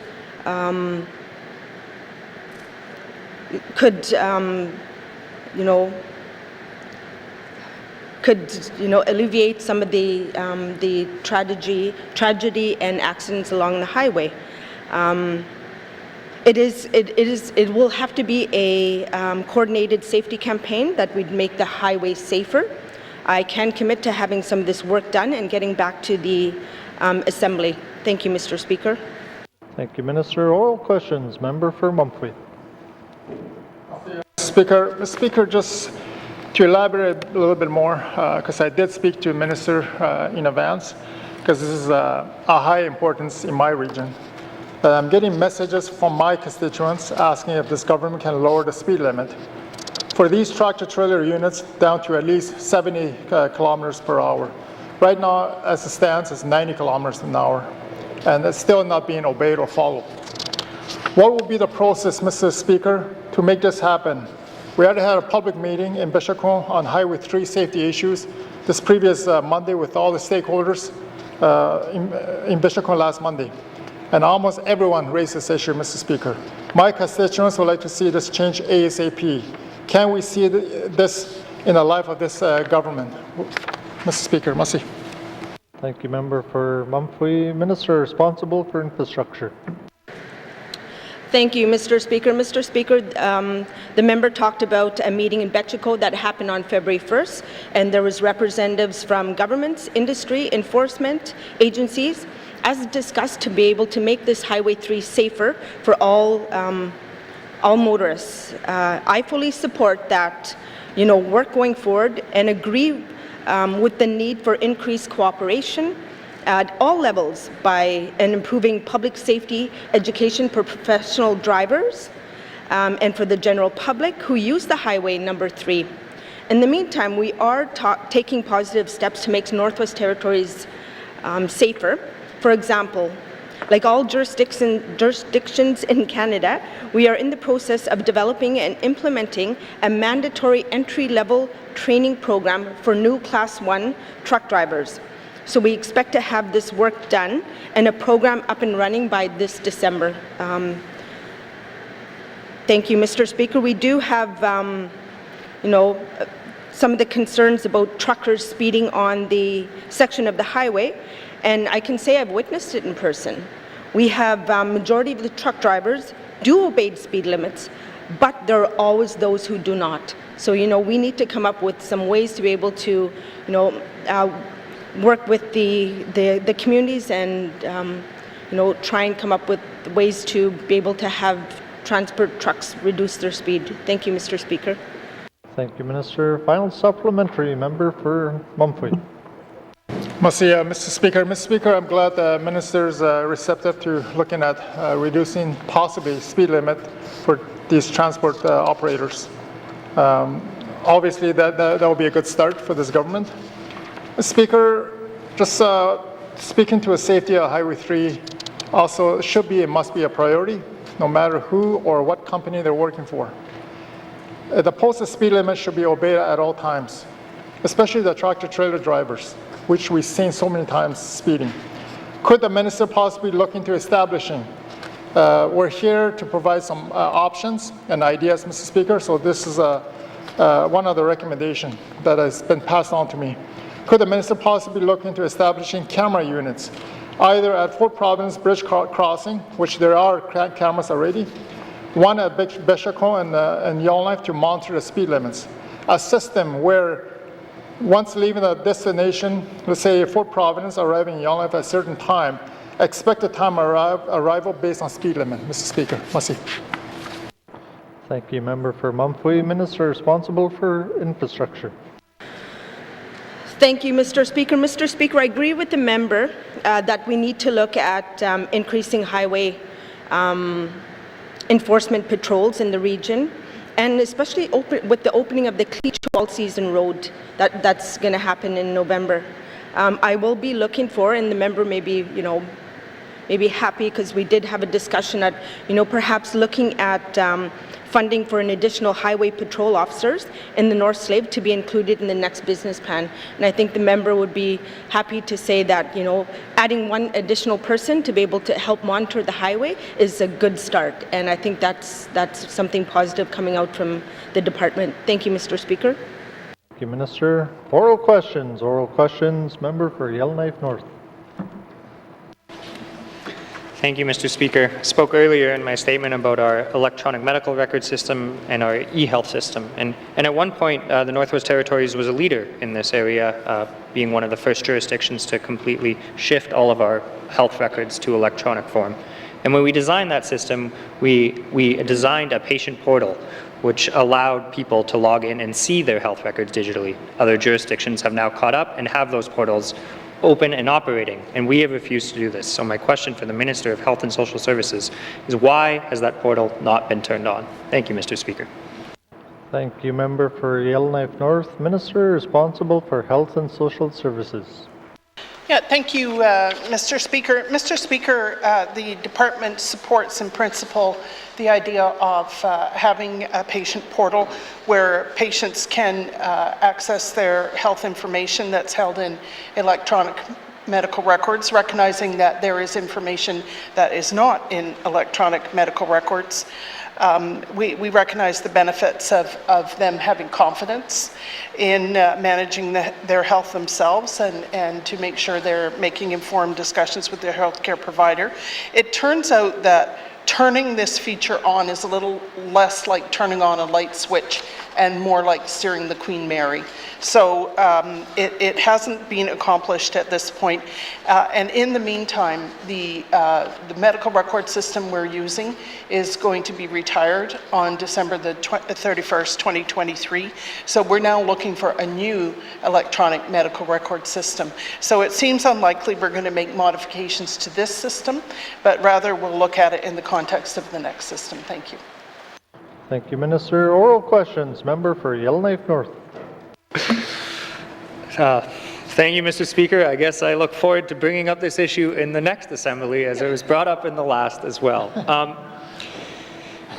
I understand we are now shopping for a new electronic medical record system. I heard that was 2023. Can the minister commit that as part of going out and purchasing a new system, an online patient portal will be part of that system? Thank you, Mr. Speaker. Thank you, Member for Yellowknife North. Minister responsible for Health and Social Services. Yeah, thank you, Mr. Speaker. Mr. Speaker, I can't make that commitment. I can say that that there is interest in this. I've already said that. It's in the 4-year business plan that you reviewed in the fall. Another possibility is to have a separate patient portal that is not connected to the electronic medical records, but in fact include a wider range of records, such as you mentioned in your statement, records from Alberta, paper records, images, and that kind of thing. But before we go down this road, we need to do a very comprehensive privacy assessment, and we need to answer some fundamental questions, such as, can parents access their children's records? If you're a caregiver, can you access your patient's records or your client's records? So we need to have a very robust privacy and public engagement on this issue before we are able to decide what the best route forward is. Thank you. Thank you, Minister. Oral questions. Member for Yellowknife North. Thank you, Mr. Speaker. I recognize that, it may not be as simple as turning a switch on. However, our doctors and our healthcare professionals use HealthNet Viewer daily. There has been consistent problems in this area in making sure that patients' files are complete.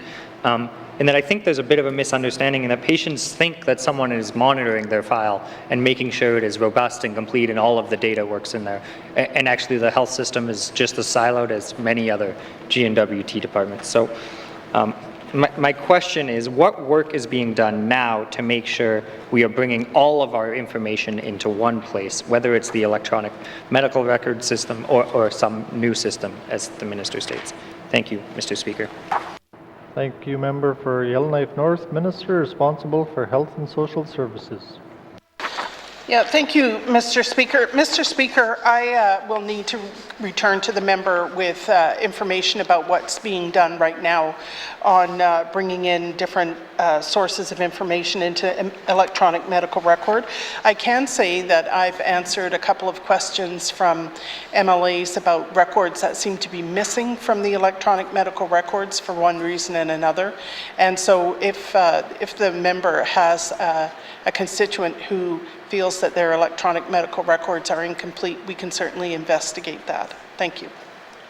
Thank you, Minister. Final supplementary, Member for Yellowknife North. Thank you, Mr. Speaker.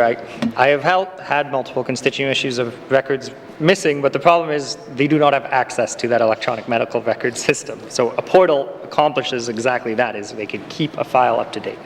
I guess, as the Minister said, there's lots of work to do in this area. COVID, I think, has pushed this work to the forefront. Is there a digital health strategy coming forward with some of the lessons learned that will, and some of the paths we have to go down that will answer these questions, such as, maybe by 2023, whether we will have this portal? So my question to the Minister is, do we have a comprehensive digital health strategy that has factored in the changes COVID has put on the system? Thank you, Mr. Speaker. Thank you, Member for Yellowknife North. Minister responsible for Health and Social Services. Thank you, Mr. Speaker. Mr. Speaker, the Department of Health and Social Services is very actively working on the pandemic rather than looking back at all of the lessons learned. So I am not aware that there is work being done on a digital strategy at this point. Of course, it is important to capture the lessons learned, but this is not the moment. Thank you. Thank you, Minister. Oral questions. Oral questions. Member for Frame Lake. Merci, Monsieur le Président. My questions are for the Minister of Finance. In my statement, I described the legal requirement for tabling of an annual report for the Heritage Fund in this House. Can the Minister explain why this legal requirement has not been fulfilled for several years, and whether she will immediately bring the reporting up to date? Merci, Mr. Speaker. Thank you, Member for Frame Lake. Minister responsible for Finance. Thank you, Mr. Speaker. Mr. Speaker, my understanding is that when the Heritage Fund Act was initially put into place, it actually did not include a requirement for funds for the report to be tabled or provided. However, when the Act was amended and with a new Financial Administration Act in force, in fact, as of that date, that's when, and I believe that would have been in 2016, that from that date forward, the reports have in fact been published and brought forward by the Department of Finance, and that there are indeed, that those reports are contained in Section 3 of the Public Accounts, which does get tabled every year, and that 2018-19, 2017-18, and back to 2016-17, all three of those public accounts, including Section 3, including the report detailing the financial administration of the Heritage Fund, is available online through the Department of Finance website. Thank you, Mr. Speaker. Thank you, Minister. Oral questions. Member for Frame Lake. Merci, Monsieur le Président. I want to thank the Minister for that. It would be much more helpful, in my view, if these could be tabled separately somehow in the House so people could actually know that they're publicly available. Having them buried in public accounts is not very transparent. But the purpose of the Heritage Fund was, quote, to ensure that future generations of people of the Northwest Territories benefit from ongoing resource development, including the development of non-renewable resources. With less than $30 million after almost 10 years and on resources worth over $18 billion, clearly we have collectively failed. What is the Minister going to do to try to turn around the N.W.T. Heritage Fund so that there's actually something worthwhile for future generations? Merci, Mr. Speaker. Thank you, Member for Frame Lake. Minister responsible for Finance. Thank you, Mr. Speaker. Mr. Speaker, the value of the resources that are going out from the Northwest Territories, perhaps some of the challenge that we're facing right now is that we're not necessarily speaking about the same thing. The royalties that are calculated, Mr. Speaker, come from the profits.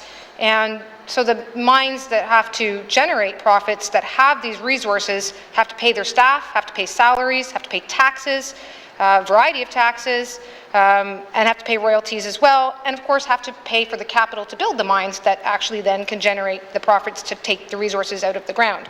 Mr. Speaker, it's not quite so simple as to simply say how much is it worth. It is what money is actually available after with the profits to put back in. And with that, Mr. Speaker, the Heritage Fund, I can certainly say, compared to December, or compared to a year ago, when there certainly were tremendous shocks, the fund is actually up 15% since the lows back on March 31st of 2020, and that there does include, in fact, the management of the fund is such that we are now seeing increases as markets are starting to turn around.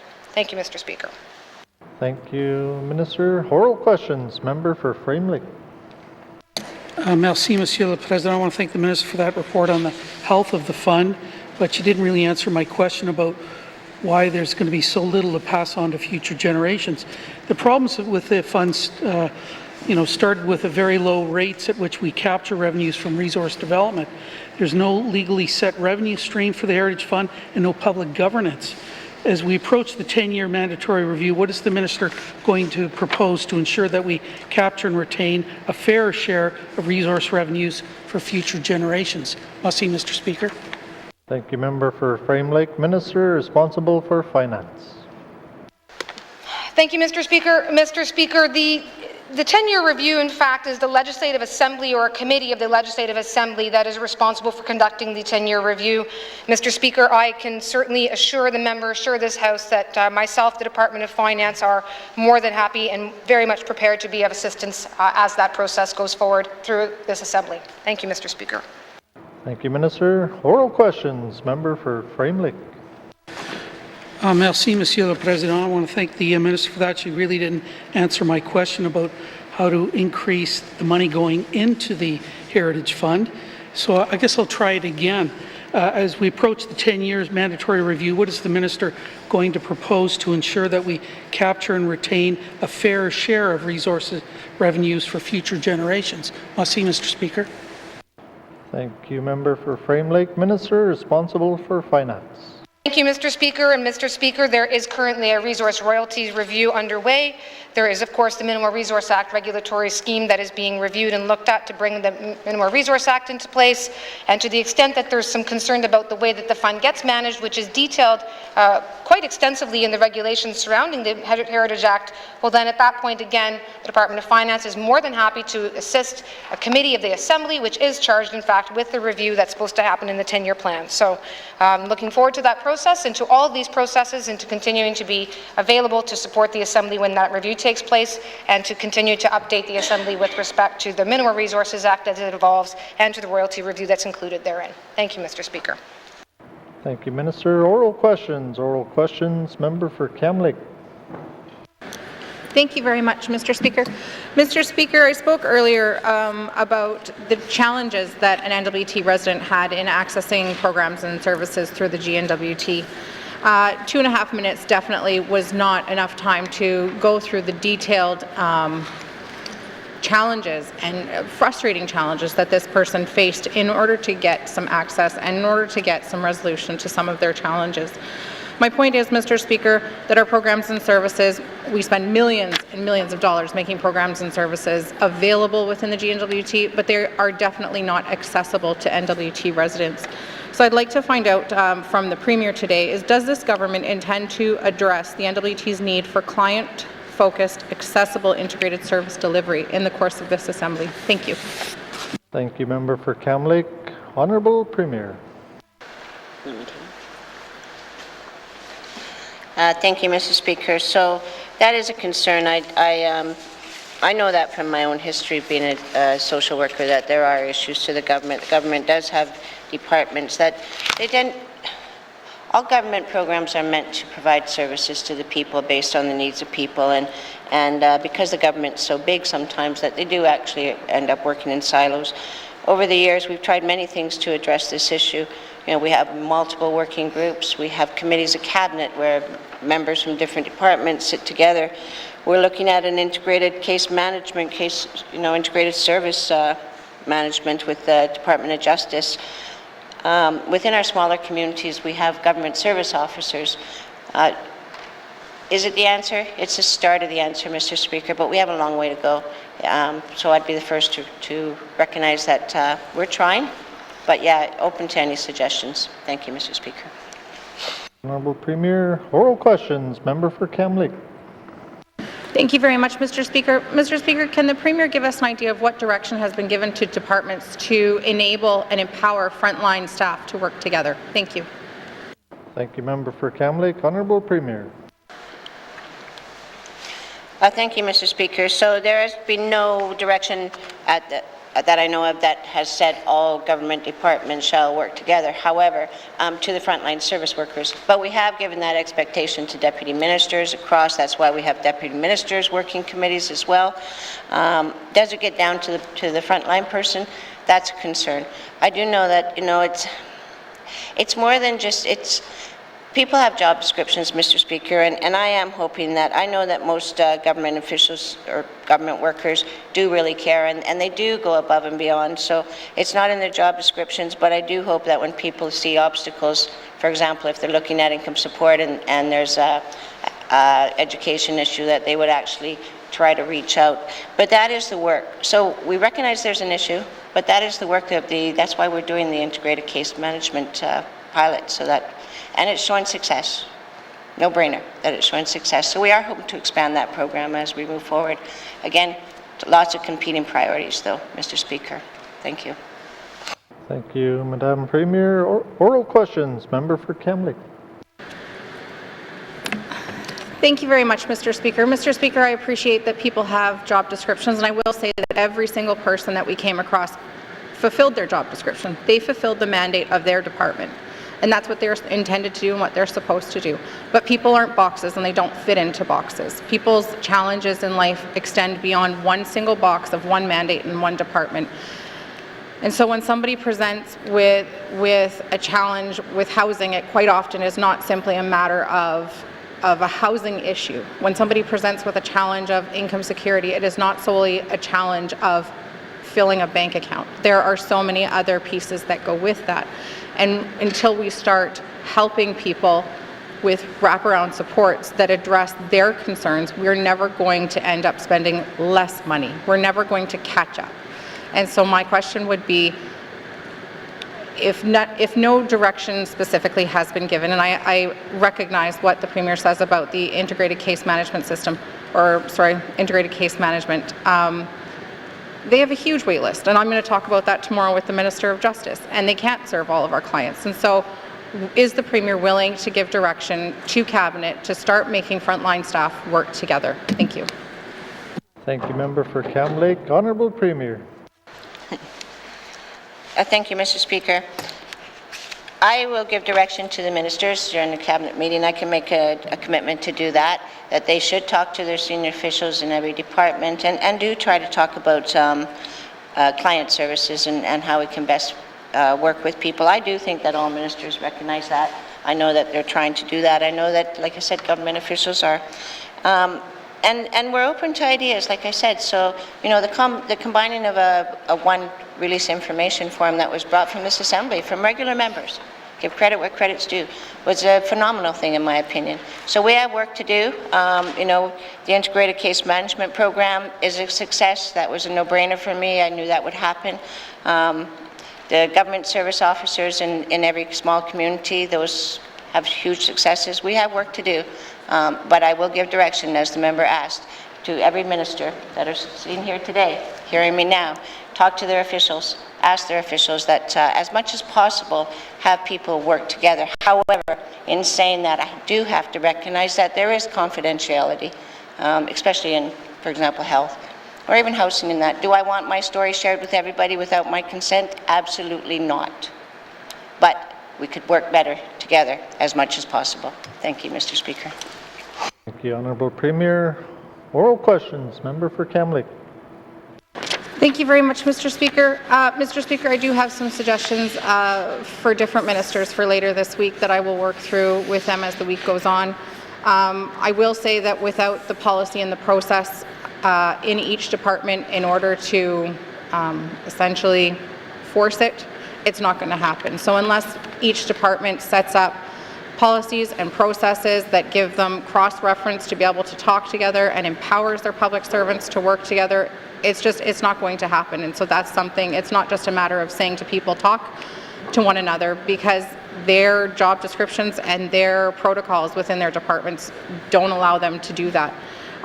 One of the things that I noticed over and over again was that different service providers were met with dead ends. They were there to listen to you about what had to do with the mandate of their department, but they weren't empowered to be able to say, listen, this sounds like an issue for income security. Let's bring income security into the room. It was a matter of sending somebody to walk 6 blocks to see if they could find the right public servant to talk to, and not putting the onus on the person who has a place to sleep that night to bring the person into the room. And that's what needs to change. I do believe that our public servants are amazing and they do want to make change, but they need to be empowered to bring their colleagues into the room. Thank you. Thank you, Member for Cam Lake. Honourable Premier. Thank you, Mr. Speaker. There's no arguing with the member. She's absolutely right. People do. It would be really nice if people could stop and hit one service centre and be able to get their answers addressed and the services they need, and to actually not have to walk to the next government office 2 blocks or 5 blocks away or whatever it may be, that they could pick up the phone. That is the goal of the government eventually.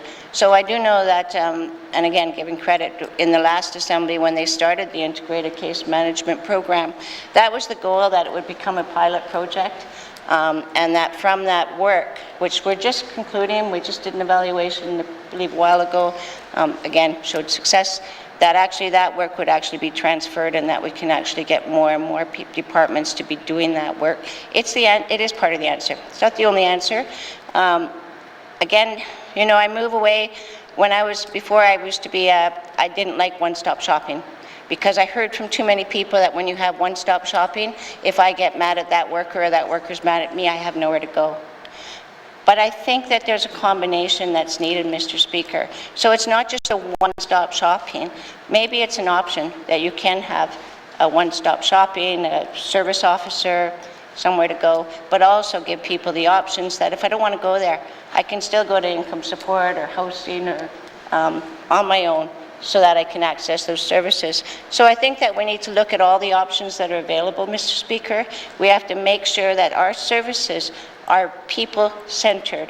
And people-centered sometimes does not mean there's only one right answer.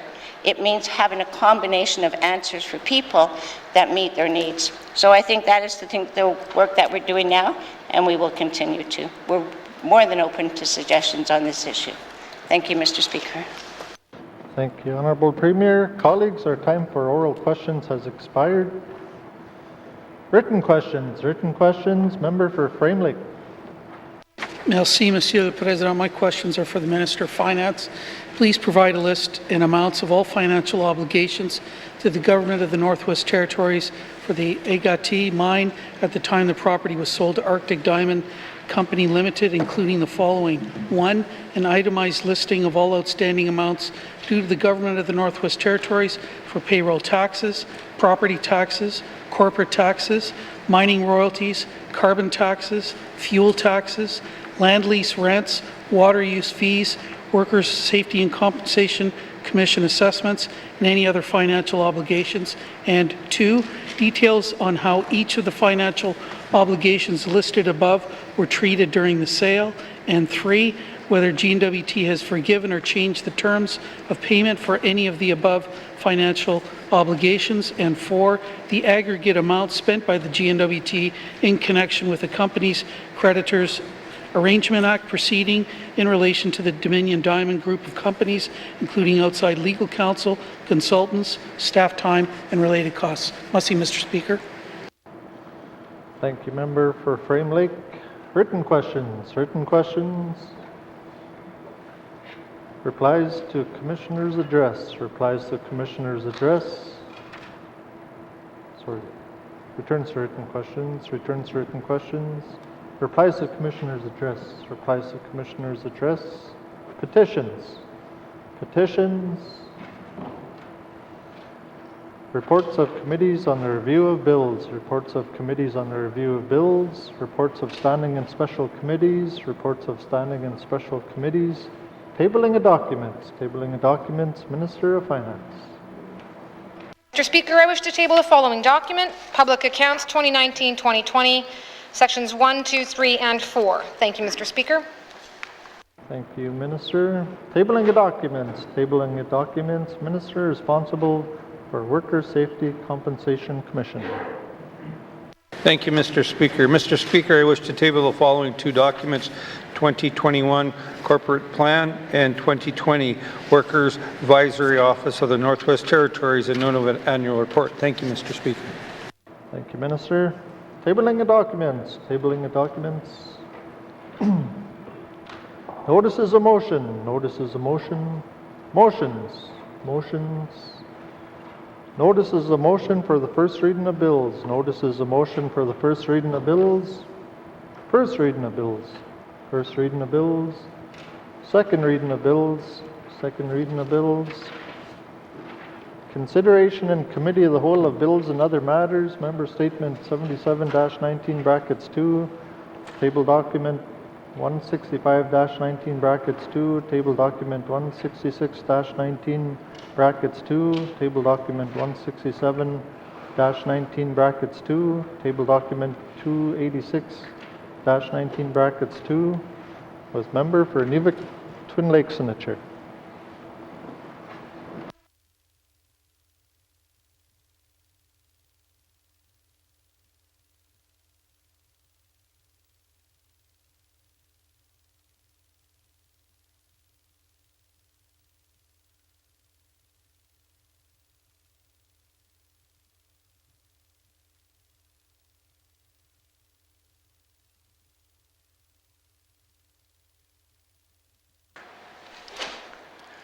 Mine.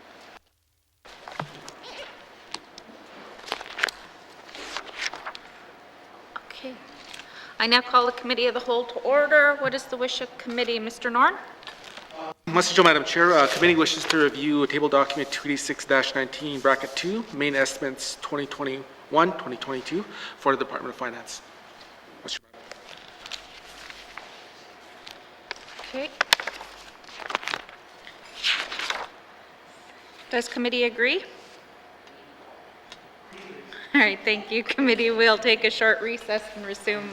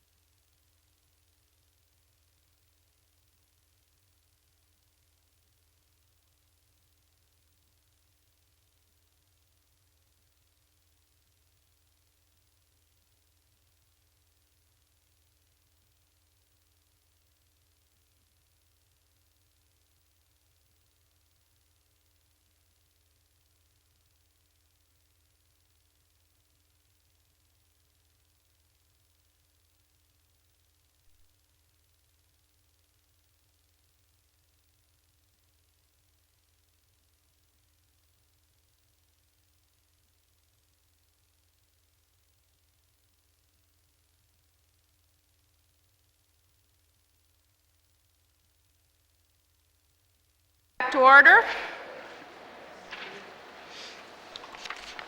Committee, we've agreed to consider table document 286-19, brackets 2, main estimates 2021-2022. The committee has agreed to forego general comments on the table document, but will make comments on each department. The committee has agreed to begin with the Department of Finance. Does the Minister of Finance have any opening remarks? Thank you, Madam Chair. Madam Chair, I'm pleased to present the 2021-2022 main estimates for the Department of Finance. Overall, the department's estimates propose an increase of $15.2 million, or 5.3% over the main estimates of 2020-2021. These estimates support the mandate objectives for the Department of Finance while continuing to meet the N.W.T's fiscal objectives to prioritize responsible and strategic spending. Highlights of these proposed estimates include $76.8 million in contribution funding to the Northwest Territories Housing Corporation and $8.4 million to increase carbon tax offset rebates provided to Northwest Territories residents and businesses to offset the impact of the increase in carbon tax to $40 per ton of greenhouse gas emissions on July 1st of 2021. The Department's 2021-22 main estimates reflect the transfer of procurement shared services from the Department of Infrastructure to the Department of Finance. These estimates continue to support the priorities of the 19th Legislative Assembly by ensuring government procurement maximizes benefits to residents and businesses by supporting the N.W.T's ongoing procurement review, streamlining the financial processing for all N.W.T departments and the Northwest Territories Health and Social Services authorities, supporting and managing the N.W.T's information security and technology resources, and ensuring that the N.W.T's departments have the support they need to manage their human and financial resources appropriately. That concludes my opening remarks. Thank you, Minister. Do you wish to bring in witnesses into the House? Please, Madam Chair. Thank you. Sergeant at Arms, please escort the witnesses into the chamber.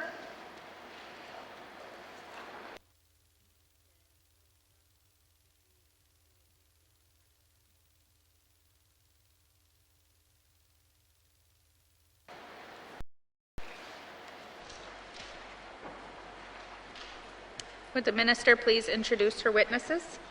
Thank you, Madam Chair. Madam Chair, I'm pleased to introduce Sandy Calgott-Carr, Deputy Minister of Finance and Secretary to the Financial Management Board, and also Rick Wind, Chief Information Officer. Thank you and welcome.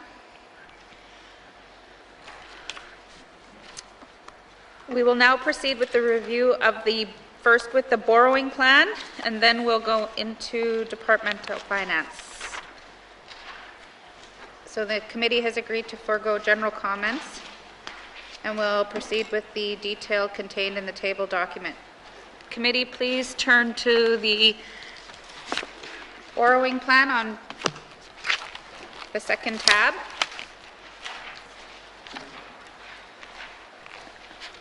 Does committee have questions?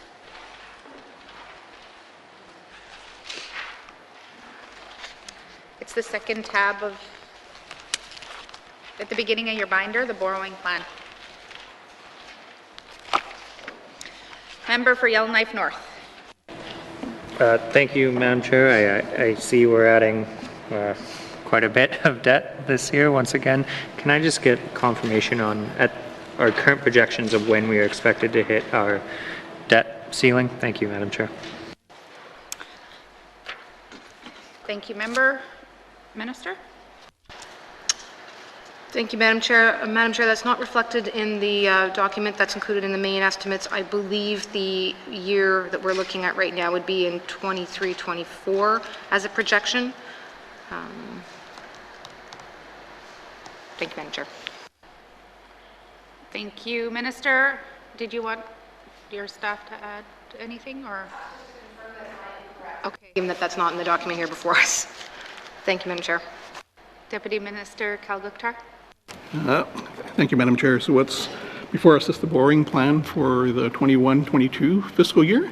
What the members, I believe, is asking of when we're projecting to exceed our borrowing limit in the future year, and I believe the fiscal framework that we provided as part of our fiscal update shows that we're going to be slightly over in the 23-24 fiscal year.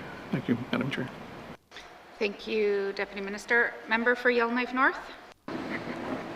Thank you, Madam Chair. I guess, is there kind of a dead stop? I mean, clearly, right now, if we're on projection to hit that and, you know, a bad forest fire season costs us $50 million, we don't want to ever be in a position where we are going to exceed our borrowing limit. So when I hear that projection, you know, takes us to the life of this assembly exceeding it, does the Minister of Finance have a plan or, I guess specifically, a number that we want to be below our borrowing limit at the end of this assembly? Thank you, Madam Chair. Thank you, Member. Minister.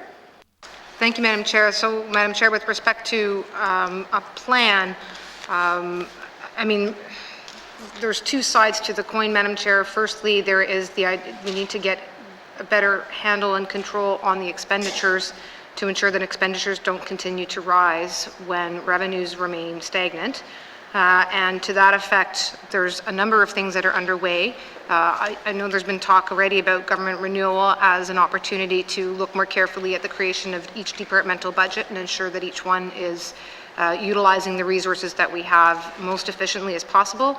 There are other steps underway, Madam Chair. For example, a significant one is in Health and Social Services Authority having a fiscal sustainability plan as well. So those are two significant areas to get the expenditure side under control.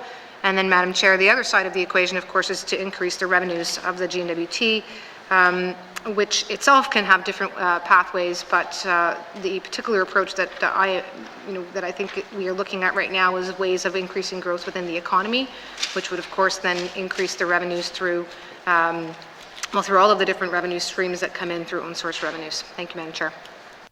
Thank you, Minister. Member for Yellowknife North. Thank you, Madam Chair. I guess what I would like to see in the fiscal strategy is a number, kind of a hard stop of where we are going to be at the end of this assembly. Right now, the projection is that we're going to be over our debt wall. I recognize what the minister said there, that there's a number of plans in the works, and we're looking at revenues, but I am concerned that I am passing a budget with adding more debt, and I am on a projection to succeed a debt limit that does not leave us, any room for emergencies. So I guess when all that work is done and when we do the new fiscal management, will there be, when will we get a new projection of our debt that is below the debt ceiling? Perhaps I'll try that question. Thank you, Madam Chair. Thank you, Member. Minister. Thank you, Madam Chair. Madam Chair, the projections obviously do get, and I think the members will appreciate that they are being done continually, and particularly during the COVID-19 pandemic, they were being redone every so many months. That will continue throughout the time of the pandemic because the pandemic has impacted on the government's position quite significantly, which is in no short order why we wound up with increasing the borrowing limit when we did in the first place. So I think at this point, Madam Chair, it would be appropriate to say that we will continue to do those updates periodically. Again, so back in the spring session, we'll be back doing another fiscal update at that time, and by which point, hopefully, there'll be a better sense of what's happening economically across Canada, across the world, and with respect to COVID-19's impacts thereon. And then broadly speaking, the Department of Finance and EC&E are expecting between now and the time of business plans for next year to go through the government renewal process, and I'll have more information on the state of the Health and Social Services position. So I think by the time we are doing, if not the spring update, then certainly by the fall update, at that point I'm hopeful that we'll be in a position to give a better projection of where we're at, and hopefully one that is showing a number that's under the borrowing limit, and if we're not, then at that point to be at least having a sense of when that next update might come. Thank you, Madam Chair. Thank you, Minister. Member for Yellowknife North. Thank you, Madam Chair. I guess I want to switch gears here to the lines here that are P3 debt, and perhaps I can just get to have the Minister explain to me a little about how we account for P3 debt. I note that, let's take one project, the Cleach All Season Road here. The debt went from $74 million to $128 million, but I believe the total cost of that project is $400 million over 30 years. So can I just have someone explain to me how P3 debt shows up in regards to the total debt limit of the N.W.T? Thank you. Thank you, Member. Minister. Thank you, Madam Chair. I'm going to propose to have that question directed to the Deputy Minister, please. Thank you. Deputy Minister Calgo.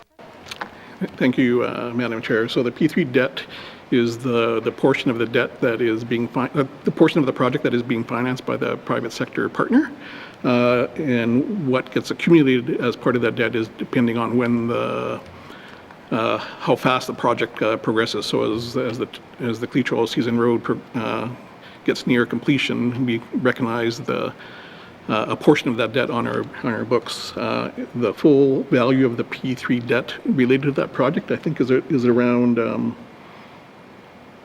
I think it's slightly over 150 or 160 million dollars. It's not the full value of the 400 million dollars. Just like the full value of the hospital debt is not reflective of the total cost of the project. It's just the portion that is financed by the private sector. Thank you, Madam Chair.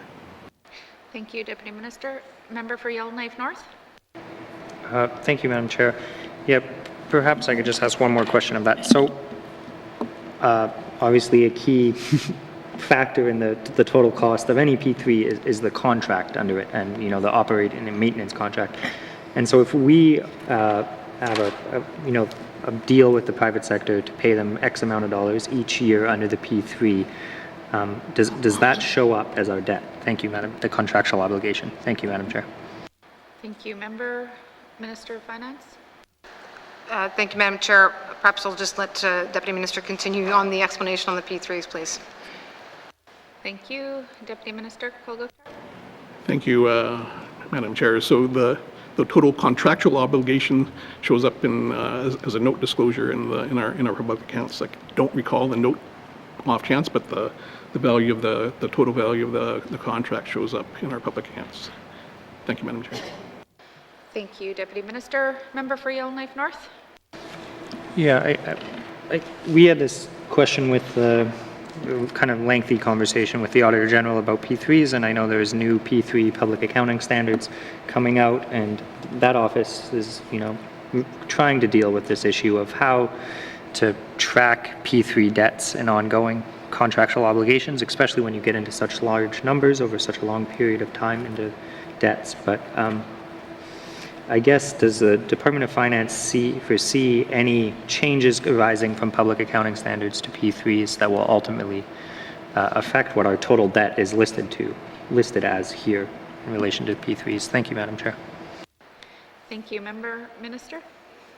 Madam Chair, sorry, the simple answer, Madam Chair, is no. And the Department of Finance, I know we also have an opportunity to meet with the Auditor General's office and discuss the accounting standards and how they impact debt. So I have had that conversation now on a couple of occasions, and I'm not anticipating anything to have significant change there, no. Thank you, Minister. Member for Yellowknife North. Yeah, thank you, Madam Chair. I guess, lastly, we are projected to go over our debt ceiling. I recognize we're not anywhere near our 5% overall debt servicing finance as the fiscal responsibility policy, but I think that number is a little skewed in that we fund half of our infrastructure usually with debt, and then we switch to P3s. And the full amount that we actually owe under P3s, given the contractual obligations, isn't really reflected as debt. And I think this is creating an incentive for us to use P3s. It seems every project over $50 million these days, we're going to use as a P3, which means we're going to have this debt on our books and these contractual obligations that don't actually show up here. And I guess, is the Minister of Finance willing to revisit the fiscal responsibility policy, and given the work that's ongoing with P3 reviews, and make sure that perhaps outside of this page, which is a page probably best represented for making sure we're in line with our borrowing limit, that all of that debt and that contractual obligation is factored in a fiscally responsible way. So are there changes to the fiscal responsibility policy given our increase in use of P3s? Thank you, Madam Chair. Thank you. Member, Minister of Finance. Thank you, Madam Chair. Madam Chair, so the fiscal responsibility policy right now is not certainly part of any of the active reviews that are underway. Certainly, the Department of Finance in general, which is responsible for management of the borrowing plan of the fiscal responsibility policy, is part of what we'll be having under some review in the next coming months. But Madam Chair, I guess I would just note that even on projects where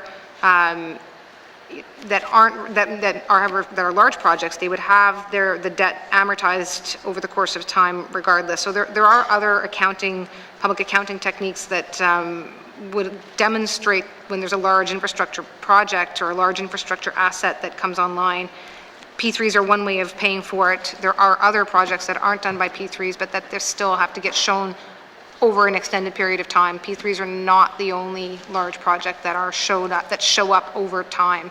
So I'm not sure if that's entirely answering the member's question, but just to point out that there are different accounting standards and different ways of demonstrating when there are, as I say, assets and items that come online over the course of a period of time.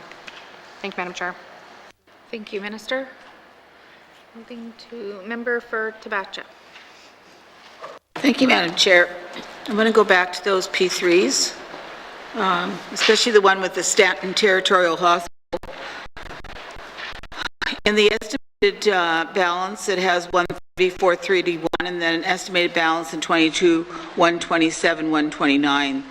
So that must be just the, that couldn't be on the balance, eh? Madam Chair, I'm just wondering if, because it only goes down like less than 3 million, and we know the project's almost 1 billion with the 35 years. And we also know in that same P3 that we also have the legacy building next to it that we don't own anymore because we turned it over them to renovate, and that's part of the P3. So, you know, when we go back to accountability and transparency, I'd like complete clarity on how exactly these two projects, both the Stanton one and the Quechua Weather Road, are accounted for. Thank you, member for Tabacha. Minister of Finance. Thank you, Madam Chair. Madam Chair, this is showing the amounts that are going down here is showing the amount of principal that is being paid down, Madam Chair. And as for the legacy building, I think that's reflected under Health and Social Services. I don't have that information here, but if there are outstanding questions on that, I'll certainly ensure that that's made available to the committee. Thank you, member for Tabacha. This is just on the principal. And they also have all the maintenance and all the services that they're taking care of in that building. That's on a separate line? Or is that somewhere in your, that'll be in Health and Social Services, right? Like, because I was looking at to try to match this with what's in Health and Social Services, and it's very unclear.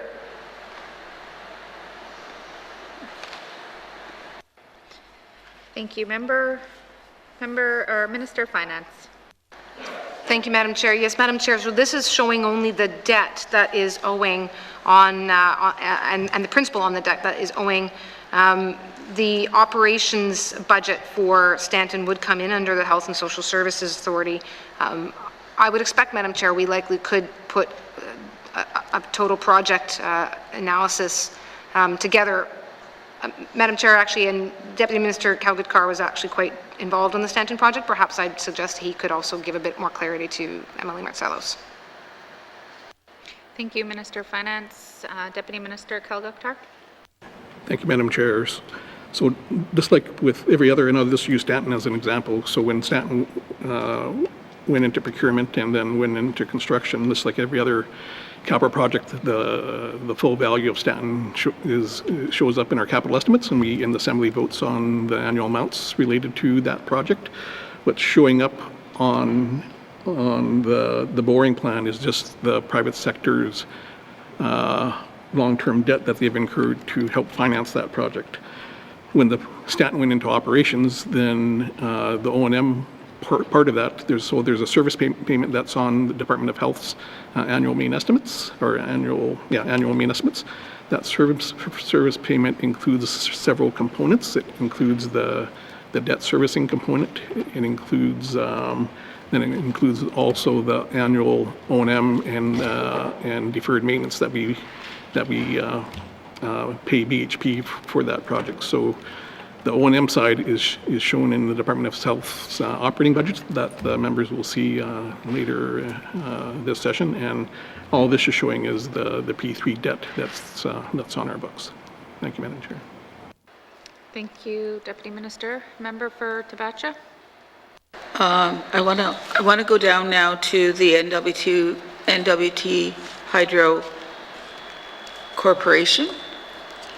There's 105,084. What does that include in that 105,084 of borrowing? What is that? What does it include? Thank you, Member. Minister Finance. Thank you, Madam Chair. Madam Chair, I don't have the detail here, but I anticipate Deputy Minister Calgary-Carr might be able to provide a bit of a background on that. Thank you, Deputy Minister. Thank you, Madam Chair. So that 105 is actually made up of several projects.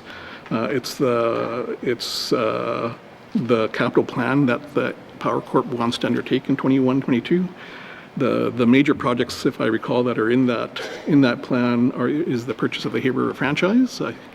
There is through a couple of long LNG projects, one in Fort Simpson and one in Luso Cay that's on that plan.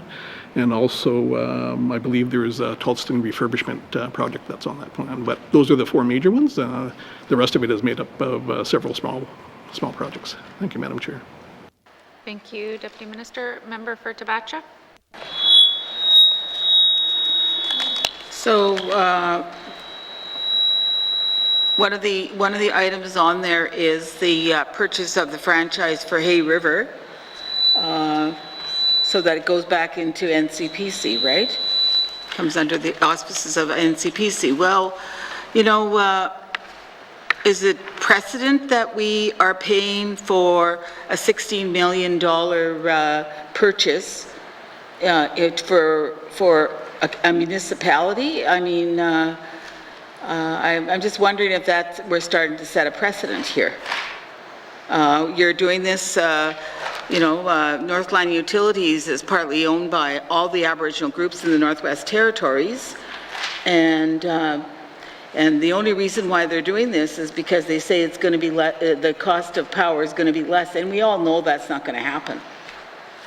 And and then you're putting it, and Hay River's buying, and you guys are buying this, and then the other part of the factor is, and I know this for a fact because I used to sit on this board, that all the legal fees were paid by the government of the Northwest Territories to fight these Aboriginal groups, all the Aboriginal groups in the Northwest Territories in court, and all those legal fees were paid by the government of the Northwest Territories. Am I right? Thank you. Member, Minister Finance. Thank you, Madam Chair. Madam Chair, I'm not as versed in the operations of the Northwest Territories Power Corporation, obviously, not being the minister responsible, but certainly I wouldn't say that there's any particular precedent per se at this point. Although again, I'm hesitant to speak on behalf of the minister responsible for NTPC. The legal costs, there are certainly have been legal costs borne by the Northwest Territories Power Corporation at this point. So, they are the ones that have paid their own legal fees. Thanks, Madam Chair. Thank you, Minister. Member for Tabacha. What I'm getting at is that we're always saying that we're going to support Aboriginal and Northern business, and here we are once again. This is a Crown Corporation under the auspices of the Government of the Northwest Territories, and we're paying $16 million for the assets of Northland Utilities and Hay River, which I find is, for clarity, is not our mandate. And we're setting a precedent, so the next time over here when the Yellowknives want to get out of it, we're going to start that here too with Northland Utilities. I know they just signed a 5-year deal because I keep track of everything that comes through here. And so when it's time's up, you're going to pay how much there for that asset. And you're going to go more in a hole, and you're still not going to pay lower power rates. Like, I don't know how you think physically, but that's not a way business will be run.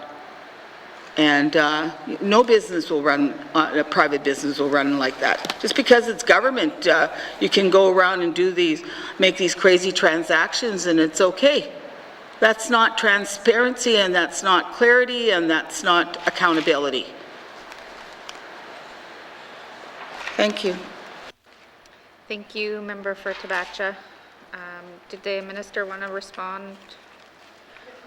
Madam Chair, it's simply to say that obviously this is really a matter that should go to the Northwest Territories Power Corporation, to the Minister responsible for the Power Corporation, to speak to whether or not there is anything to be taken from the approach here, whether there's any change in future approaches. But with respect to the borrowing plan here, it's really reflecting, it's really just, as I say, it's really just reflecting the projects, including the Hay River project, but not exclusive to the Hay River project, and showing the impacts that has on the total borrowing plan of the government. So I'm not really best placed and hesitant to speak for my colleagues. So no doubt my colleague is listening, Madam Chair, and hopefully better, more thorough responses can be provided to the MLA in due course. Thank you. Thank you, Minister. Member for Frame Lake. Thanks, Madam Chair. Yeah, I too am concerned about the NTPC bond issuance. This is new debt. I know that we ran into a problem last year where bonds were issued for new debt, and regular MLAs didn't really feel that we had been, I guess, properly informed that it was going to be through a bond issuance. So I appreciate the increased transparency with this borrowing plan this year, but how is a member of the public supposed to understand what this bond issuance is really for the NTPC? Is there a publicly available list of what these assets are, or what this capital stuff is supposed to be? Thanks, Madam Chair. Thank you, Minister. Thank you, Madam Chair. Madam Chair, I anticipate we certainly could get some further information. It really is reflective of the capital plan of the NTPC. So to the extent that capital plan has already been, is being approved and has been approved and is available publicly, then that would demonstrate what projects are underway and planned for the Northwest Territories Power Corporation by utilizing the N.W.T to support the issuance of bonds and their borrowing. They are saving I believe upwards of several $1 million because of the ability of the government of the Northwest Territories to have a better rate. So that is the benefit of doing a bond issuance. Thank you, Madam Chair. Thank you, Minister. Member for Frame Lake. Thanks, Madam Chair. Is there a long-term capital plan for the NTPC or an asset management plan or something? You know, last year they got $40 million in repayable bonds. This year it's 105. You know, it's jumping around. Is there a long-term capital plan? And if so, can the Minister provide that to us as regular MLAs? Thanks, Madam Chair. Thank you, Minister. Thank you, Madam Chair. Yes, yes, Madam Chair, absolutely there is, and we'll certainly provide that. Thank you, Minister. Member. Thanks, Madam Chair, and I appreciate that commitment, and it'd be great if that kind of information could be made available to the public as well. The loan guarantees line towards the bottom of this page, can someone explain what that is about? Thanks, Madam Chair. Thank you, Minister of Finance. Thank you, Madam Chair. Madam Chair, I'm pretty sure I've asked the exact same question, and I asked it to the Deputy Minister. So if I could perhaps impose on him to answer for the member, please. Thank you, Minister. Deputy Minister. Thank you, Madam Chair. So in the previous practice was for NTPC to undertake their own borrowing for their capital plan, and the government of the Northwest Territories would guarantee that debt because it was proved to be more beneficial for the government to issue borrowing on behalf of NTPC, because we're allowed to then pass those savings on to the rate base. We started undertaking that borrowing on their behalf, starting as members know last year. Thank you, Madam Chair. So that's really the old borrowing of the Power Corp based on previous practice. Thank you, Madam Chair. Thank you, Deputy Minister. Member for Frame Lake. Thanks, Madam Chair, and thanks for the response. I guess I too want to speak to the fiscal responsibility policy. I'm not sure that it really captures what happens with P3s in an adequate way. Because as I'm starting to understand a little bit better, a lot of the P3 expenses and really long-term debt are being sort of taken out of the long-term borrowing plan and put in as operational expenses on through the annual payments we have to make for the operation of the facility that are going to go on for 33 or 35 years or whatever is left in the contract. So it seems to be a way to shift some, and I don't, I'm not trying to ascribe motives or blame or anything, but it just seems to be a way of changing long-term debt into ongoing operational expenses, which eats into our ability to spend money on just part of our O&M budget. So how does the fiscal responsibility policy really account for P3s? And is it time that we really looked at the fiscal responsibility policy to make sure that it includes this diminished capacity to spend money on O&M? Thanks, Madam Chair. Thank you. Member Minister. Thank you, Madam Chair. So, Madam Chair, the fiscal responsibility policy really doesn't speak to operations and maintenance budgets of any of the infrastructure projects that are at issue. It speaks to the funding of the infrastructure project itself. So it wouldn't be reflected in the operation of the asset, whether that's a P3 asset or otherwise. So, I mean, obviously, it seems that perhaps there needs to be a further briefing or discussion around the fiscal responsibility policy and what it includes. But the fact that it doesn't include the operations of an asset that happens to be a P3 is not, I would suggest, the area of issue or the area of concern that to be focused on, because that's not its intention. Thank you, Madam Chair. Thank you. Minister, member for Frame Lake. Thanks, Madam Chair. Well, like my colleague from Yellowknife North, I believe it's starting P3s, the potential for P3s are starting to create an incentive to do large infrastructure projects in that way, so that we take some of the long-term debt off the books, so to speak, and put it into long-term contracts that affect our O&M, our capacity for O&M spending. So I do think it's starting to create an incentive to do that. And I'm not sure, with all of the criticism that there has been in the past in other jurisdictions about P3s, I'm not sure that that's a great way to proceed. So I do think I want to take the minister up on that opportunity to have the briefing on the fiscal responsibility policy and look at it more closely. But I want to go to the total consolidated borrowing. It looks like it's $1.59 billion at the end of this upcoming year. And that's getting, to me, pretty close to the a debt limit of $1.8 billion. And we're going to exceed that in a future year if we stay on this track. You know, I guess I'm worried about what would happen if we had unforeseen circumstances around forest fires or something. We're going to exceed this long-term borrowing debt perhaps as early as this year, or maybe next year if there were some unforeseen circumstances. So do we actually have a longer-term plan to not exceed the debt limit? And if so, what is it? Thanks, Madam Chair. Thank you, Member. Minister Finance. Thank you, Madam Chair. Madam Chair, no, we're not projecting to hit the borrowing limit this year or next year.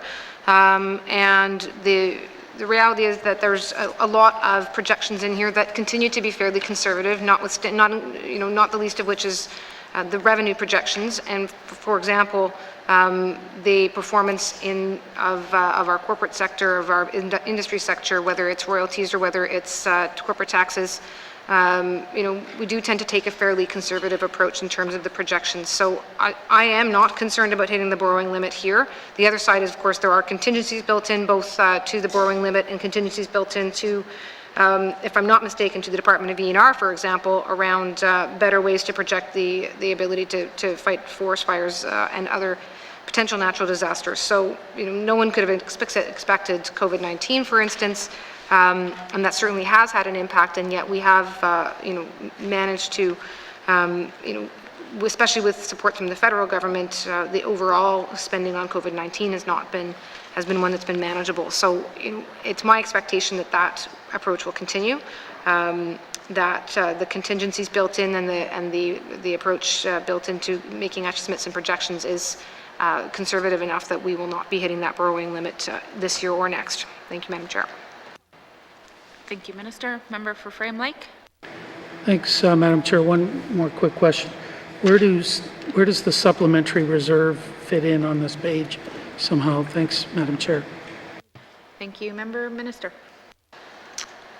Madam Chair, if I could perhaps suggest that the Deputy Minister is better placed to explain the supplementary reserve, please. Thank you, Minister. Member, can you clarify?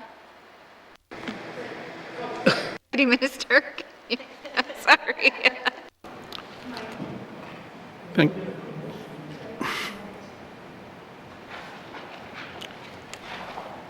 you, Madam Chair. So the supplementary reserve is on the operations summary page. That it's not reflected on this sheet. So when you look at I think it's, I can't remember the page number, but when you look at the sheet that shows what our total revenues are and our total expenditures, that comes up, that then calculates what our projected operating surplus is for the year.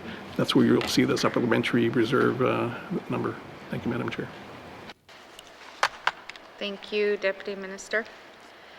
Member for Great Slave. Thank you, Madam Chair. So trying to dive through all of this, I'm looking at the line item for the capital leases, and I note under the Government of the Northwest Territories subheading, and I note that we currently don't have debt on the books or projected for the end of 2022. However, there's the 500,000 in contingency, noting that the contingency is based on the working capital requirements, as the note says. Does the government anticipate they're going to take on new debt or some sort of new expense here that we haven't currently been spending money on? Thank you. Thank you, Member Minister. Thank you, Madam Chair.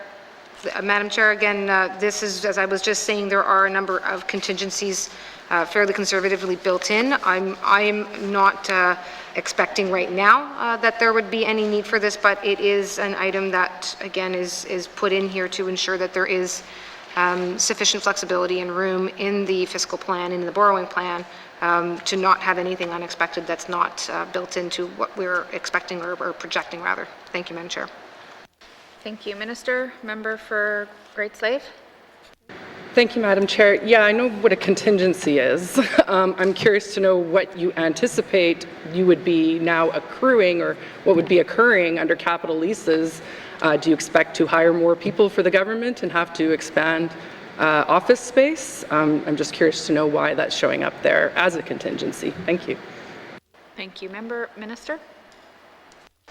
Thank you, Madam Chair. So, Madam Chair, I'll suggest if we could direct this one to the Deputy Minister for just from the accounting perspective as to why we've decided to include it on this line item here. Thank you.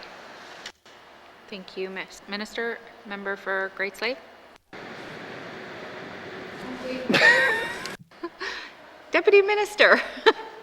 Madam Chair, so just like the other contingencies that are in that column, we're not anticipating to undertake any leases that will be deemed capital leases, but The government does enter into lease arrangements during the course of the year that may or may not be assessed as a capital lease, depending on the terms of those lease arrangements.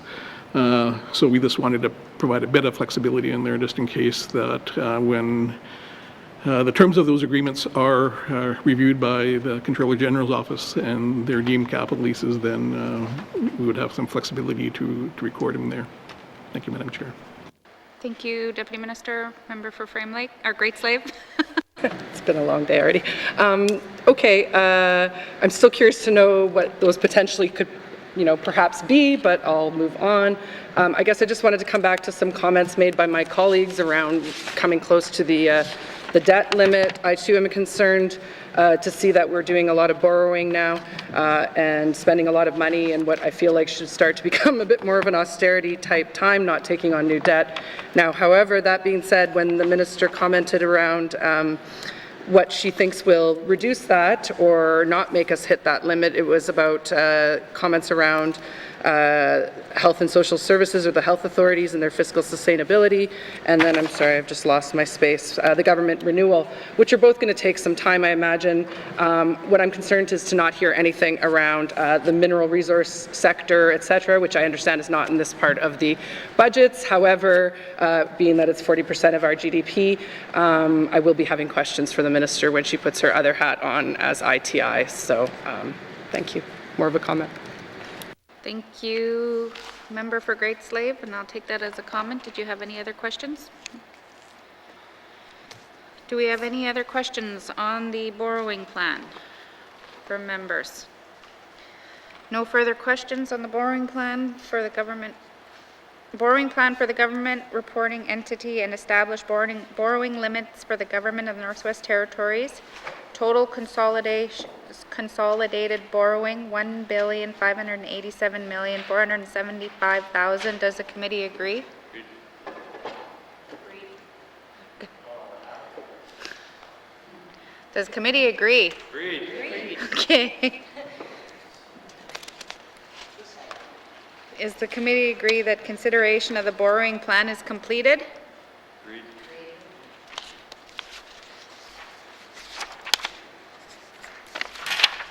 Thank you, committee. We will now move on to the Department of Finance. Committee, we will defer the departmental summary and review the estimates by activity summary, beginning with the Directorate, starting on page 140, with information items on page 143.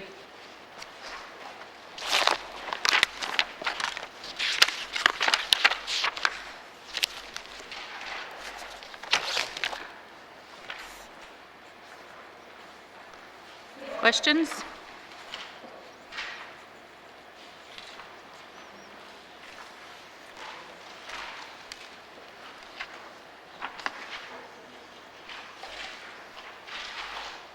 Does committee have any questions for the Directorate? Member for Cam Lake. Thank you very much, Madam Chair. Madam Chair, there's a contribution here to the N.W.T. Housing Corporation, and I'm wondering if the Department of Finance has begun conversations about converting the N.W.T. Housing Corporation to a regular G&W.T. department. Thank you. Thank you, Member for Cam Lake. Minister of Finance. No, we have not, Madam Chair. Thank you, Minister. Member for Cam Lake. Thank you very much, Madam Chair. Madam Chair, I'm wondering if from the perspective of the Department of Finance, why it's important that the N.W.T. Housing Corporation be a corporation. Thank you. Thank you, Member. Minister. Thank you, Madam Chair. Madam Chair, that really I anticipate would be a question for the Premier and certainly all of Cabinet, not one that I'm going to be in a position to answer here, but obviously the matter can go to Cabinet in due course. I mean, that's a bigger conversation that, again, I don't have nothing else to, unfortunately, assist the member with here today. Thank you. Thank you, Minister. Member? Thank you very much, Madam Chair. Madam Chair, the increases to the N.W.T. Housing Corporation really are quite exciting ones because they have to do with the co-investment fund, which we on this side of the House are very happy to see. Outside of the influx of money for the co-investment fund, does the minister foresee increases to the Housing Corporation contribution beyond that? Thank you. Thank you. Member, Minister of Finance.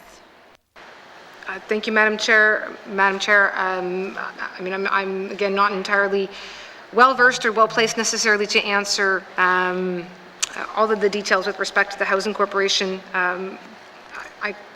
Perhaps I could suggest if there's anything elsewhere within here, the Deputy Minister of Finance or Secretary of FME might be in a position to provide some further detail, not with, other than aside from getting to the Minister responsible.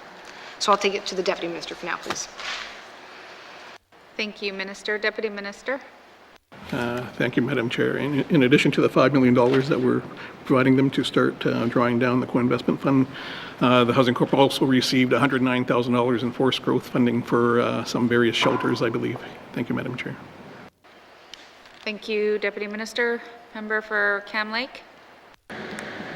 Thank you very much, Madam Chair. Madam Chair, one of the things that has come up quite frequently with committee is the conversation around travel. Now this would be for everything to do with all of the divisions to have to do with the Department of Finance. Given that we're still in a pandemic and that many people are trying to only do essential travel out of the Northwest Territories, does the Minister foresee actually using the Department's travel budget during this fiscal year? Thank you. Thank you. Member Minister.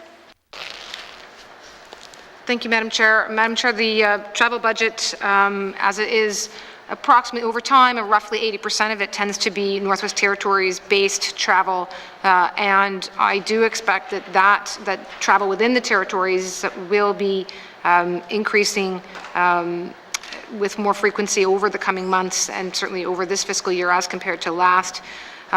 With respect to the remainder, the other portion of the travel budget, certainly in the past it's been a critical part of being able to attend to Ottawa, for instance, for FPT or federal, provincial, territorial meetings, which certainly have moved online. And while I'd like to hope that the situation with the pandemic changes, I have no ability to know what will happen with other provinces or territories. So I do expect that there will be ongoing lapses in the travel budget this year. But at this point, without knowing what the full impacts of the pandemic will be, I don't expect that there will be changes to the base budget this year. Thank you, Madam Chair. Thank you, Minister. Member for Cam Lake. Thank you very much, Madam Chair. No, I appreciate that. I think that travel within the N.W.T is very important to continuing business with the people of the Northwest Territories, but I think it's also important that we make sure that if the remaining 20% is not being spent, that it's spent on things that are important to the people of the Northwest Territories.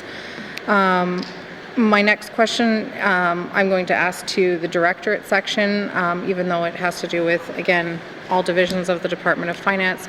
I know that Department of Finance, specifically Human Resources, is tasked with the Indigenous Employment Framework. And so I'm wondering if the Department of Finance has set targets for Indigenous hiring and Indigenous staffing for this fiscal year. Thank you. Thank you, Member Minister.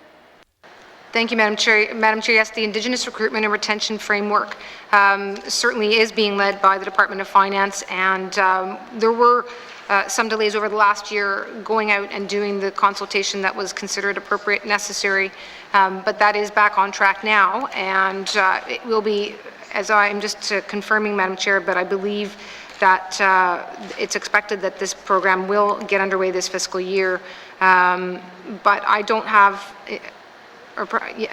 here in front of me the exact date with when we would expect to have that underway. So I don't have targets in place now. The idea with the project, or I'm sorry, with the framework, is that the Department of Finance and Human Resource specifically works with each department, including our own, to set those targets and to see what, to track over time and to set targets. So as soon as I have targets, I can certainly commit to bringing those back to committee. Thank you, Minister. Are there any other questions under the Directorate? Member for Mafui. Madam Chair, just probably just a quick question on, because every mean estimate and budget plan, we talk about the N.W.T. Housing Corporation, Canada Mortgage Housing Corporation contribution. As you know, it's coming to an end to 2038, 17 years from now. I'm sure this is an ongoing discussion with finance and housing. What's the plan like going forward? Because it will be depleted. We got to start planning now. So just wondering where things are at with that, Madam Chair. Merci. Thank you, Minister of Finance. Thank you, Madam Chair. And yes, Madam Chair, I'm certainly alive to the date at issue. However, Madam Chair, I'm simply a little bit hesitant to step in on a matter that really should be going to the housing minister, or to the minister responsible for the housing corporation, excuse me. So what I would suggest to do is to take that back to my colleague and to make sure that we have an answer that is done in collaboration between finance and as well with the minister responsible. Thank you. Thank you, Minister. Member. Merci, Madam Chair. Madam Chair, obviously we need to be provided with that detailed information. I know for a fact that there's been ongoing discussion with Canada Mortgage Housing Corporation, N.W.T. Housing Corp, and Finance with the federal ministers. We're at a critical stage, and you know, we can say 17 years is a long time. It's going to fly by, and we're already into year one of over year one of our term here. So I'm looking forward to that detailed information because we need to have a plan now.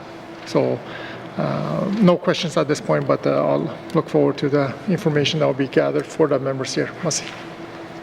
Thank you, Member from Montfouille. Are there further questions under the Directorate? Member for Great Slave. Thank you, Madam Chair. Madam Chair, I'm just looking at the line for, oh my gosh, I need my ruler, fees and payments, how in the actuals it was at the 9 and then it's gone up. I noticed a few times we had actuals that were quite a bit lower, which makes sense given COVID. However, could the Minister speak to whether or not there was any exercise done to look at perhaps not going back to the original budgets before and doing a bit of a sort of fat cutting or leaning of budgets, you know, now that COVID has sort of changed the operating world we're in? Thank you. Thank you, Member for Frame Lake. Minister of Finance. Madam Chair, I am pleased to have the question. That's really, in part, that's the direction, you know, one of the directions we may wind up going when in doing government renewal, because rather than sort of stepping in and, you know, leaning, to use that term, or cutting automatically without knowing what in fact trends are, what in fact the impacts or outcomes of the COVID-19 pandemic will be into the future.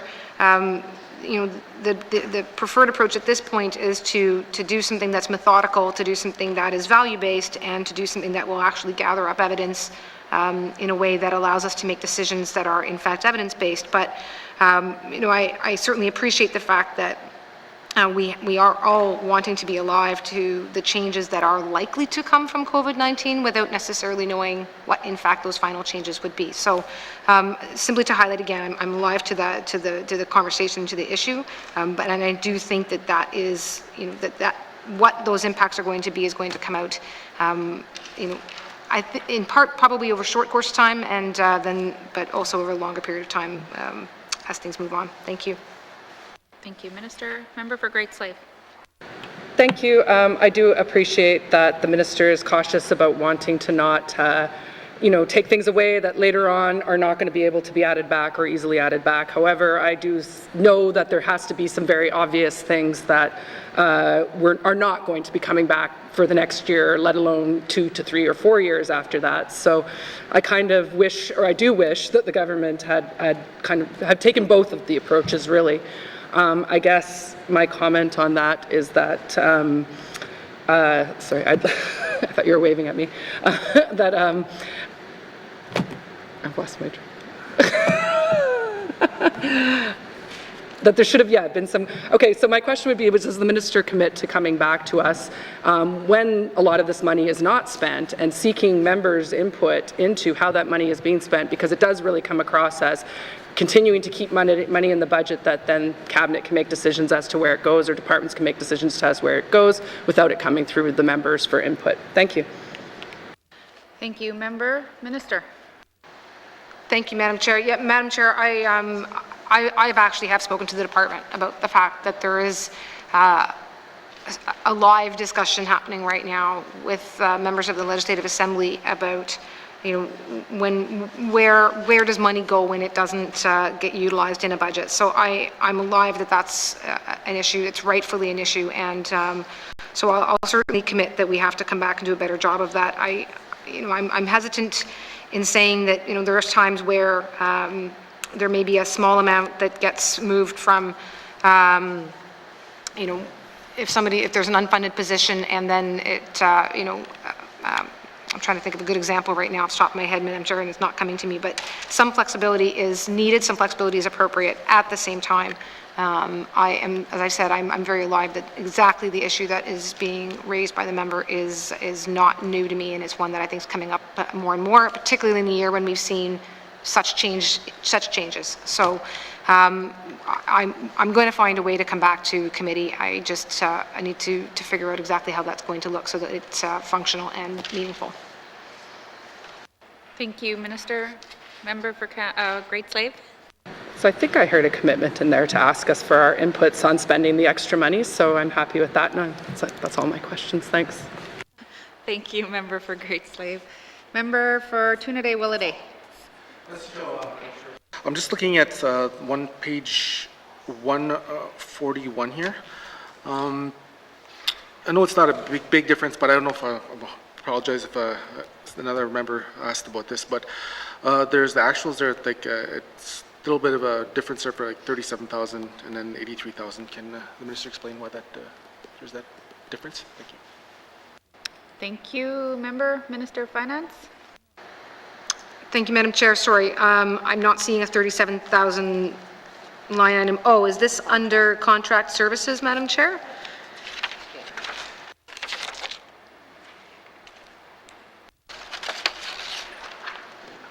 So I believe that is the line item that we're looking at. So the actuals for 2019-20 were at $37,000. The set or amount of budget for contract services 2021 as well as now 21-22 is $83,000. Madam Chair, there would have been a freeze back in 2019-20 at the time of the election, and that would have had a significant impact on contract services that year, a difference of $46,000. Thank you, Minister. Member? Thank you for that response. Also, there is purchase services also. There's a bit of a difference there. It's almost like double from the actuals. Can the Minister explain that difference as well? Thank you, Madam Chair. Thank you, Minister.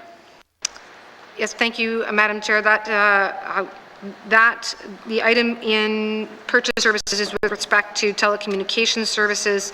There have been some updates to phone systems over the last couple of years, and as such, there have been some cost savings, and that is an item that has not yet seen itself reflected in budgets, but certainly I certainly could commit to confirming whether or not that cost savings is one that will need to be reflected over time. Thank you, Madam Chair. Thank you, Minister. Member? Must show, Madam Chair. Well, I'm hoping down the road here could ask the Minister how we can improve communications at Lutal because it's not too good there right now. So.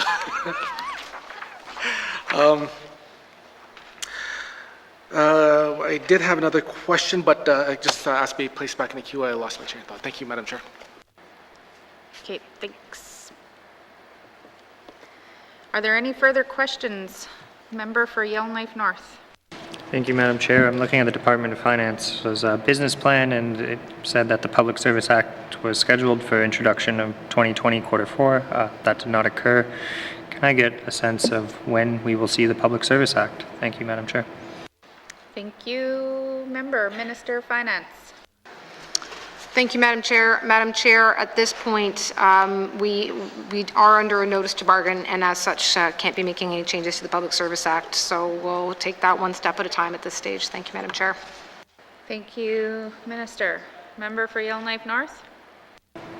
Thank you, Madam Chair. Yeah, I guess that's unfortunate. We seem to be stuck in this never-ending cycle of, getting a notice to bargain and then bargaining taking years, so we can never amend the Public Service Act, and then we get another notice to bargain.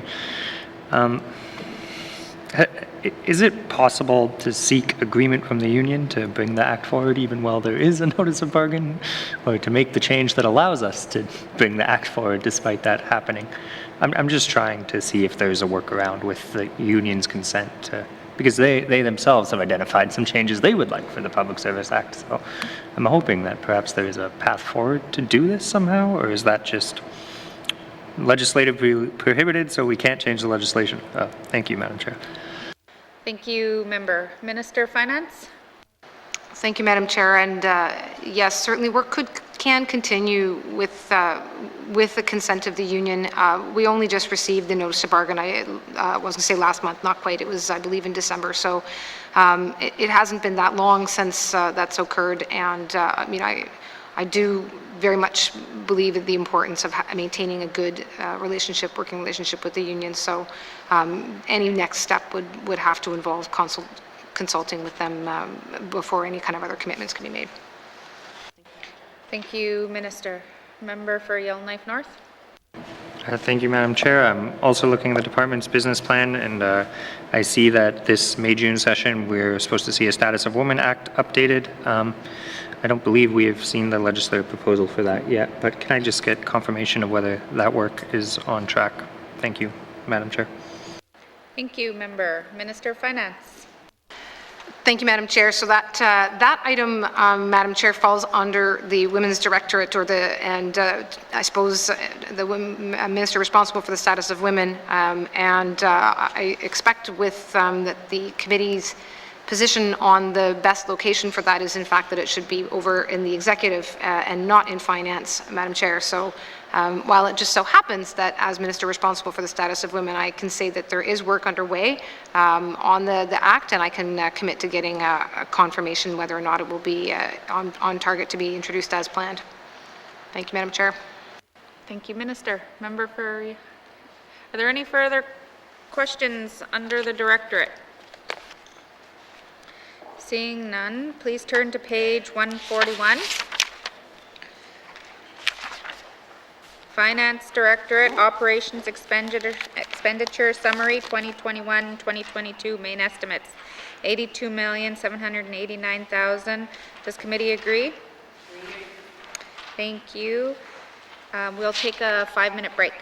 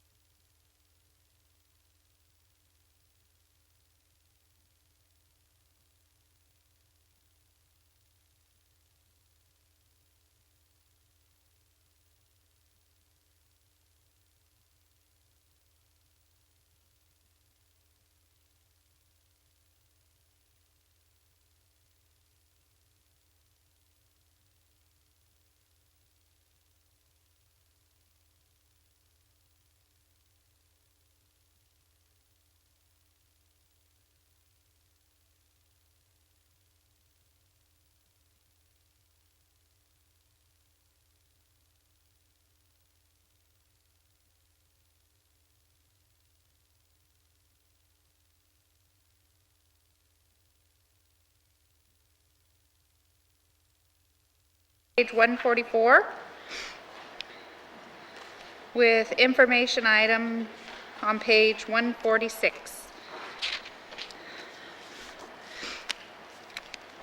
Questions?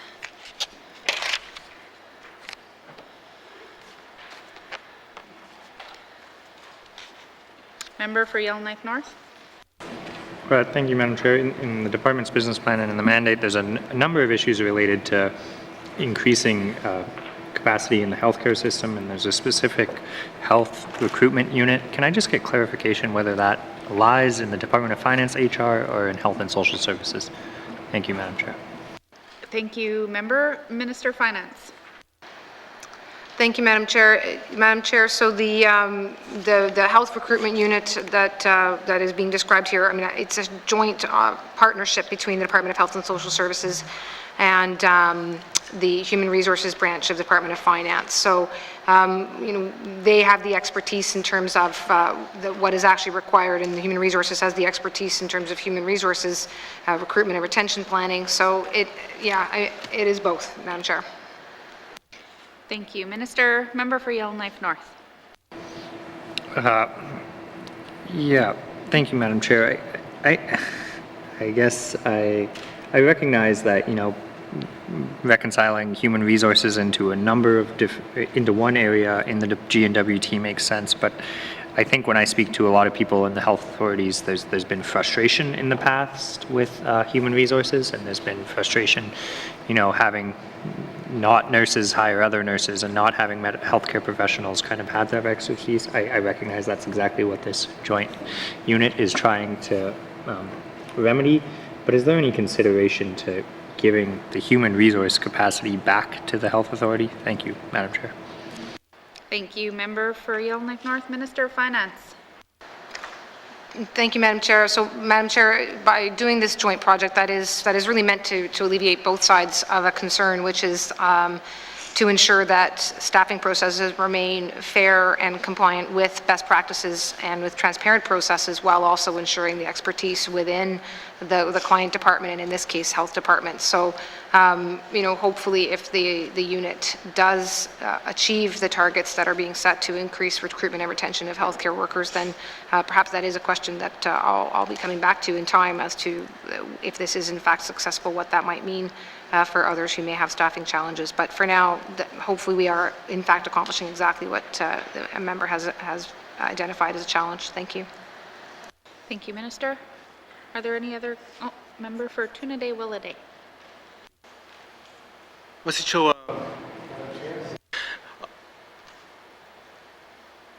Yeah, thank you. So I had a quick question about labor relations and the Public Service Act. Is that okay if I ask that question here, Madam Chair? Yeah, Madam Chair. So I know one of the things, like a lot of my colleagues here on this side, where we talk about LPs and moving things along. We don't want to have what happened in the last assembly, where they had a whole slew of last-minute legislation that we had to go. So I started to see a trend here where we're kind of slipping on some of our LPs, in my opinion. So just looking at the Public Service Act here, can the Minister just give us a little bit update on how that's coming along, and just can you give us some timelines when we can expect to see some of this LP come along through the House? Thank you, Member. Minister of Finance.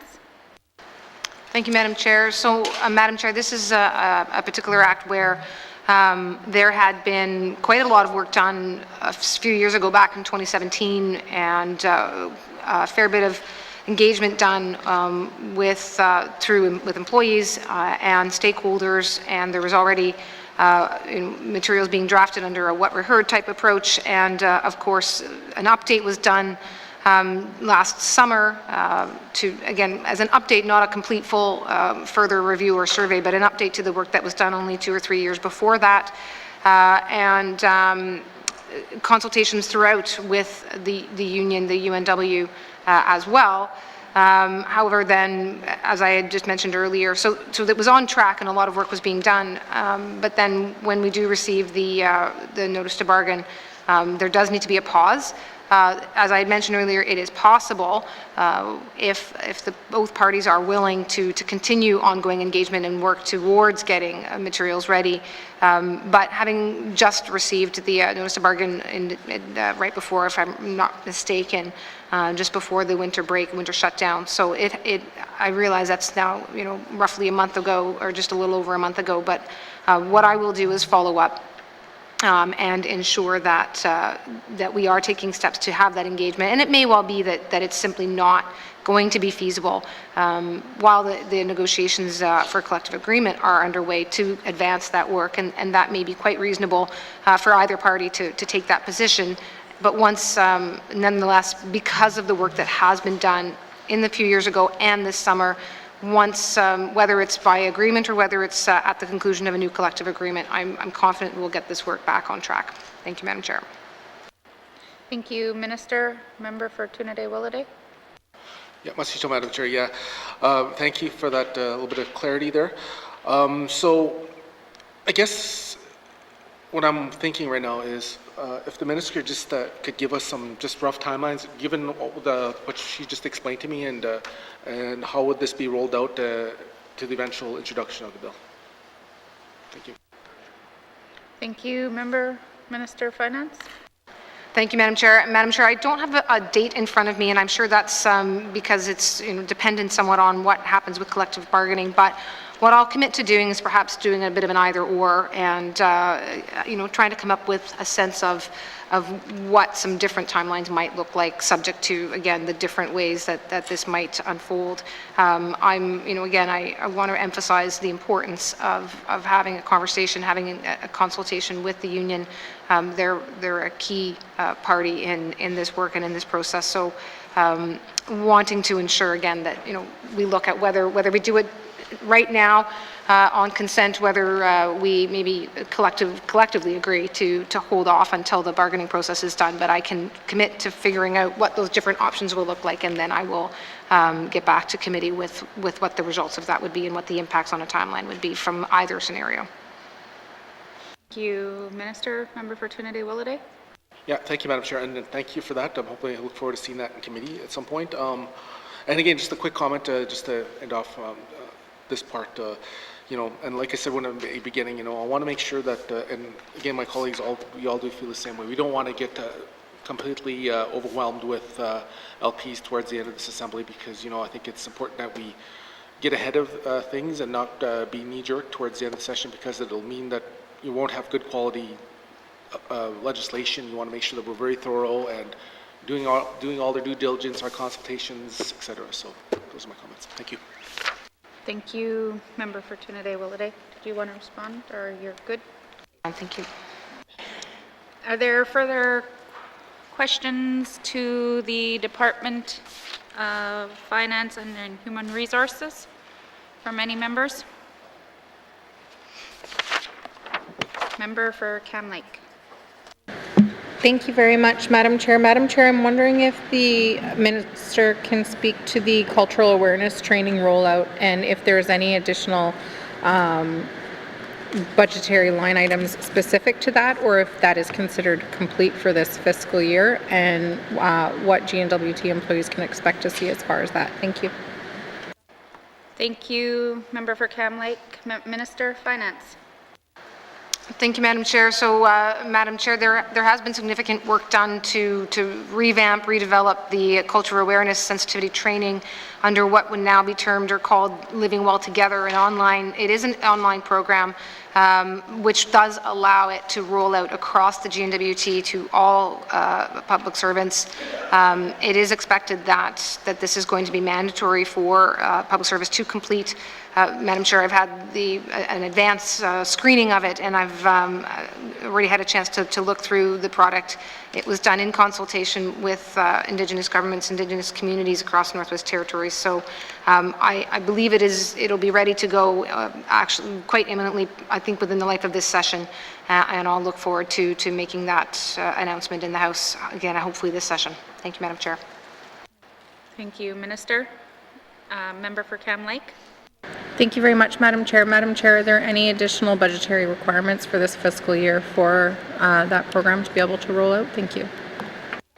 Thank you. Member Minister? Thank you, Madam Chair. Madam Chair, I don't believe so, but if I might just confirm with the Deputy Minister to see if I've missed anything, please. Thank you, Minister. Deputy Minister? Thank you, Madam Chair. No, there's no more further commitments to that program. Thank you, Madam Chair. Thank you, Deputy Minister. Member for Cam Lake? Thank you very much, Madam Chair.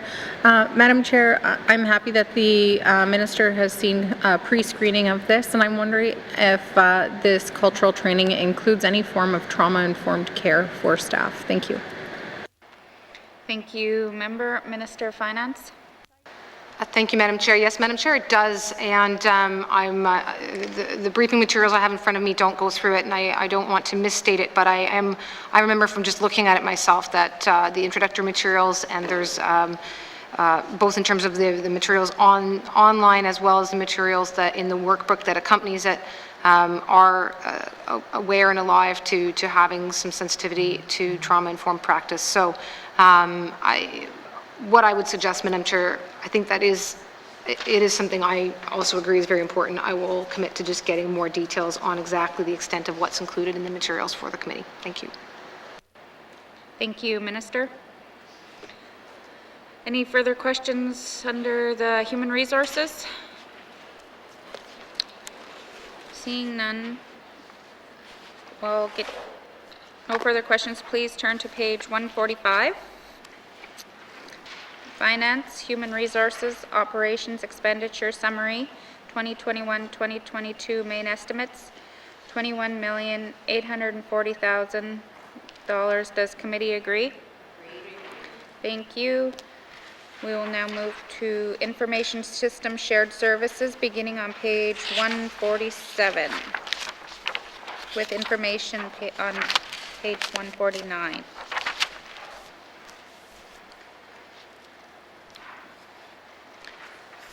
Questions? Member for Frame Lake. Thanks, Madam Chair. So the first line item here, Government Chief Information Officer, the revised estimates for 2020-21 show $2.8 million. And then otherwise it's usually around 385. Can someone explain to me what happened in the current year to make that such a large expense? Thanks, Madam Chair. Thank you. Member Minister of Finance.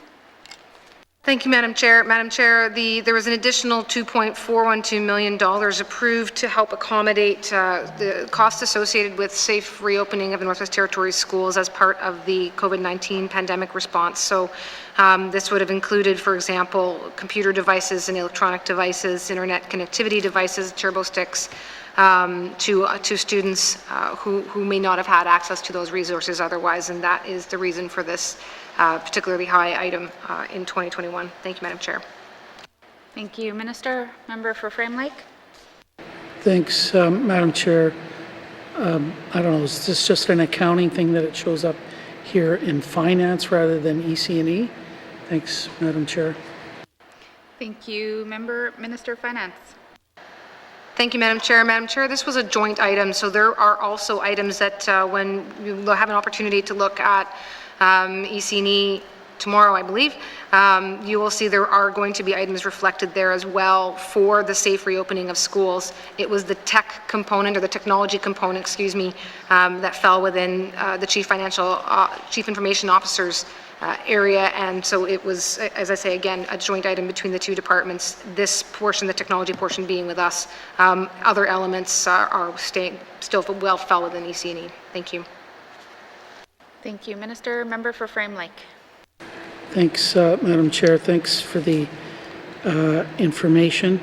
I guess one of the things that was promised when ISIS or ISS, whatever, was formed a few years ago was that this was going to, and it resulted in like 70 people being moved around within N.W.T to moved to finance was that there was going to be a critical mass of people and that it was going to make, responses on designing computer-based systems and databases a lot quicker and better and so on. Has there actually ever been an evaluation carried out of that function? And if so, can the Minister share it with us? Thanks, Madam Chair. Thank you. Minister of Finance. Thank you, Madam Chair. Madam Chair, I don't know that we have actually completed that at this point, but I did anticipate that there may be some technical questions. Perhaps, as I say again, while I don't think that's been completed to date, I'd like to suggest turning it over to the Chief Information Officer just to speak a bit to what work has been done so far in that consolidation and what improvements may have already been realized. Thank you. Thank you, Minister. Member? Oh, sorry. Mr. Wynne. Thank you, Madam Chair. What we have done is developed a performance management framework, or at least a preliminary performance management framework, the measures of which are reflective in the performance measures that will be published in the department's business plan going forward. The outline of those are available within this document. The challenge in looking back retroactively and evaluating past performance prior to the establishment of the ISSS was that measures and performance management metrics didn't exist in departments beforehand. So it's difficult to have a comparison to. But one of the primary objectives of establishing the ISSS was to start to consolidate and normalize, kind of simplify the technology environment and reduce investment over time. And that is something we are moving towards with, for example, the e-service program and developing a common application architecture to support e-services across all of the N.W.T. It's also going to be what allows us to move forward with the open government initiatives related to open data and things like that. Prior to establishing the ISSS, those functions would have been done in a more disjointed fashion across all the different departments. Thank you, Madam Chair. Thank you, Mr. Wynne. Member for Frame Lake. Thanks, Madam Chair, and thanks for that information. Kind of surprised that we didn't actually have like a program evaluation framework or some kind of evaluation framework prepared in anticipation of this change. But can I get a commitment out of the Minister that she's going to share what she can at this point with what these performance measures are that have been identified and a timeline to actually get this evaluation done? Thanks, Madam Chair. Thank you. Minister of Finance. Thank you, Madam Chair. Yes, we can certainly get the information that's been completed to date on this. And lucky Department of Finance, we are up first to go through a government renewal process this spring. So it may well be that more comes out of that process. And of course, we'll be continuing to bring all committee members, all members of the committee up to speed as that process unfolds. But yes, in the meantime, we'll get together what we can that has been put together. And just to make comment, I agree with the member's point that some time ago that we need to improve the culture of evaluation within the N.W.T. So I do certainly share that perspective. Thank you, Madam Chair. Thank you, Minister. Member for Frame Lake.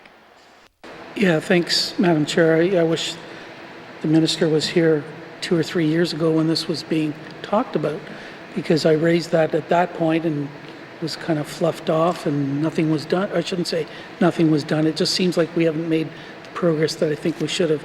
So I just have one more question on this, which is I presume that responsiveness to departmental needs is going to be one of the performance indicators. Can someone confirm that? And how it's going to generally be measured in some way, because part of the rationale for doing this was that departments were going to get quicker and better results in designing their web-based applications and databases and all this kind of stuff. And if we're not measuring that and we don't have some way of tracking that, I don't know what we're doing. So can I get some sense of how that responsiveness to departments is being tracked and identified and tracked over time? Thanks, Madam Chair. Thank you, Minister of Finance. Thank you, Madam Chair. Madam Chair, again, I'll turn over just in a moment to Mr. Wind, but just by way of some example, when COVID-19 took hold last spring, when all of the department or all of the government was being asked as much as possible to work from home for the safety and protection of all residents, we did roll out the Teams meeting software, and there was in fact tracking underway about how quickly it rolled out, and tracking about help inquiries that came in, and tracking as to the effectiveness and use of the software and its functionality. So I have seen firsthand the ability to do that cross-government work in a quick fashion, in a very advanced, in a hurried fashion in response to the pandemic. But I know that the question is more general than that, but certainly that was, I would suggest, a success that was seen and is providing a whole other level of a way of doing business, which speaks to some of the other questions being raised about where we're going to find some efficiencies. But to the more generality of the question, if I could ask Mr. Wind to comment, please. Thank you, Minister. Mr. Wind. Thank you, Madam Chair. There's two measures that have been identified in the performance management framework, I think, that relate to the members' comments. The first is around the effective implementation of approved I&T capital and O&M projects. And the measures are the number of approved projects completed on time and the number of completed projects delivered on budget. We'll also be introducing an outcome measures for projects as well, so that we'll be able to assess whether or not projects deliver the intended outcomes, that they're not just delivered on time. Also related to that, we will be undertaking an annual client satisfaction survey with our peers in the departments to assess client satisfaction with the ISSS as well. So those are the two that I think most closely relate to the members' comments. Thank you, Madam Chair. Thank you, Mr. Wynn. Are there any further questions under Information System Shared Services? Member for Yellowknife North. Thank you, Madam Chair. I guess in looking back, I support the creation of ISSS, and in many ways, I actually don't think it went far enough, and that I still, when I want to ask questions about data, I notice the corporate information management is an infrastructure, and they've been taking years to get all of our departments on DIMS. When I want to ask questions about ATIP and trying to figure out that, I go to Justice. When I want to ask questions about open data, the policy actually lies with EIA. So despite the, a lot of resistance perhaps to some centralization of information systems, I still don't believe they're centralized enough, and I don't believe there is the coherence or a vision of what we are doing with all of our information and our data and how we actually treat it as a government. So a bit of a pitch there for if we're looking at corporate restructuring, perhaps there is more work to do here. And this also goes to me not fully understanding the information system shared services and where the line is between them and infrastructure. Can I just understand where information shared services function starts and the corporate information management in the Department of Infrastructure ends? And I recognize I'm getting pretty technical, but it's not every day I have the Chief, Mr. Wind, in front of us. Thank you, Madam Chair. Thank you, Minister of Finance. Madam Chair, this is exactly why Mr. Wind is here. I'll turn it over to him, please. Thank you. Mr. Wynn. Thank you, Madam Chair. I'll try to keep this as plain language as I can, but please push me if you need to. The role of the Chief Information Officer really sets the strategic direction for what we refer to as the information and technology sector across the government of the Northwest Territories. So while I don't have a line responsibility over all aspects of the information and technology sector, I have a dotted line relationship to all of them, and they all report back through my office and through the Division of Governance Planning and Security around strategic planning, policy development, and things like that. They also fall under our umbrella from a cybersecurity perspective and the development of standards and practices that span across the sector. The biggest operational entity within the ISSS is the Application Services Division, and that division is responsible for developing websites, managing our digital presence, building databases and business applications to support the program areas of the government. And that's different than the role of the Technology Service Center and Corporate Information Management, which are in infrastructure. The Technology Service Center is responsible for what we refer to as the core infrastructure, so servers, storage, network, desktops, and laptops, things of that nature. Corporate Information Management is really the records management and information branch for the Government of the Northwest Territories. As the member mentioned, responsible for the implementation of the Digital Integrated Information Management System, or DIMS, along with the broader records policy framework within the Government of the Northwest Territories. I hope that helps. Thank you, Madam Chair. Thank you, Mr. Wynne. Member for Yellowknife North.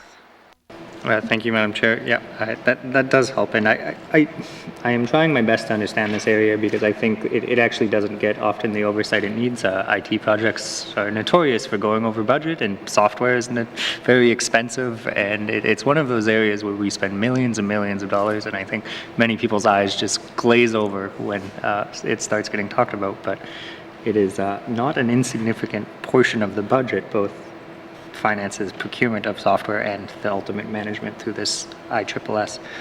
I've spoken previously to the minister about having an open data portal. Also in my list of areas that I forgot to mention, there's the N.W.T statistician, who is another office I often go to when I want to try and get some information about where information is.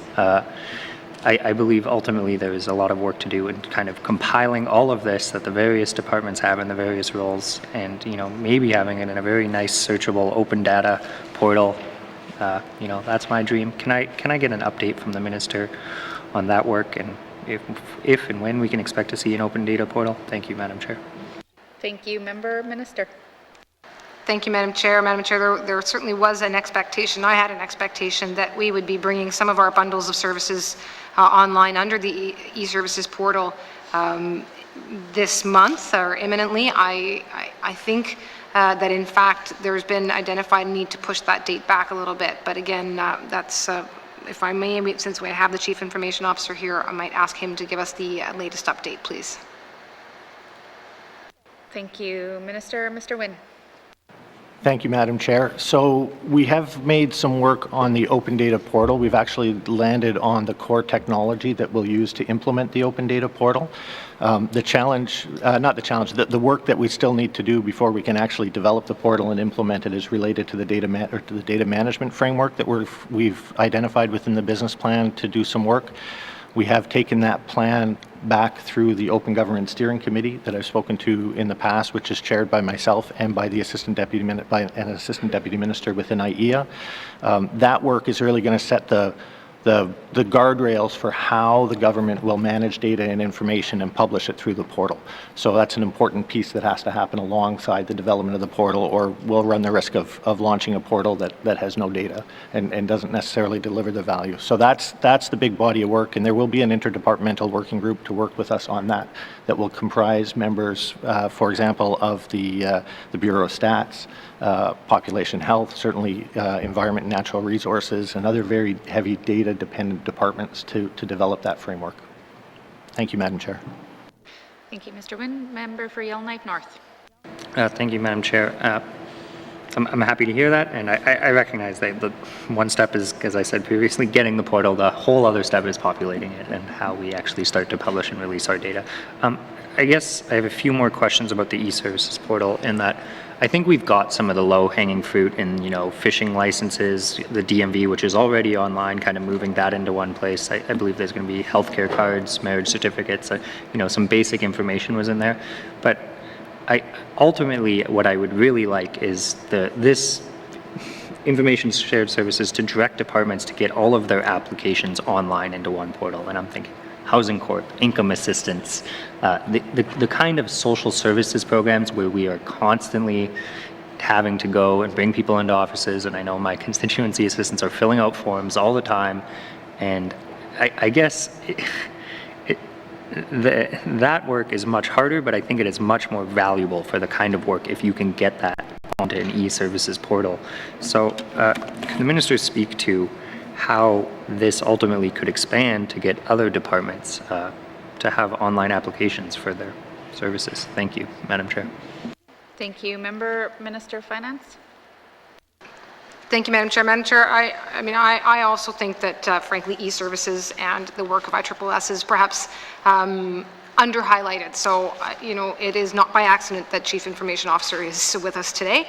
Members right that the first couple of bundles do include, for example, the driver and vehicle licensing services, fishing licenses, health care card applications and renewals, some of the other vital statistics items. So those are the first two rounds of items, or those are examples of the first two rounds of items that are going to be coming. But as for the rest, Mr. Wynn's already mentioned the working group that will be existing that's cross-departmental, meant to be exactly that, to start looking at information that is required and utilized across departments, so that it will be a whole of government approach, and one that really does look across all the departments.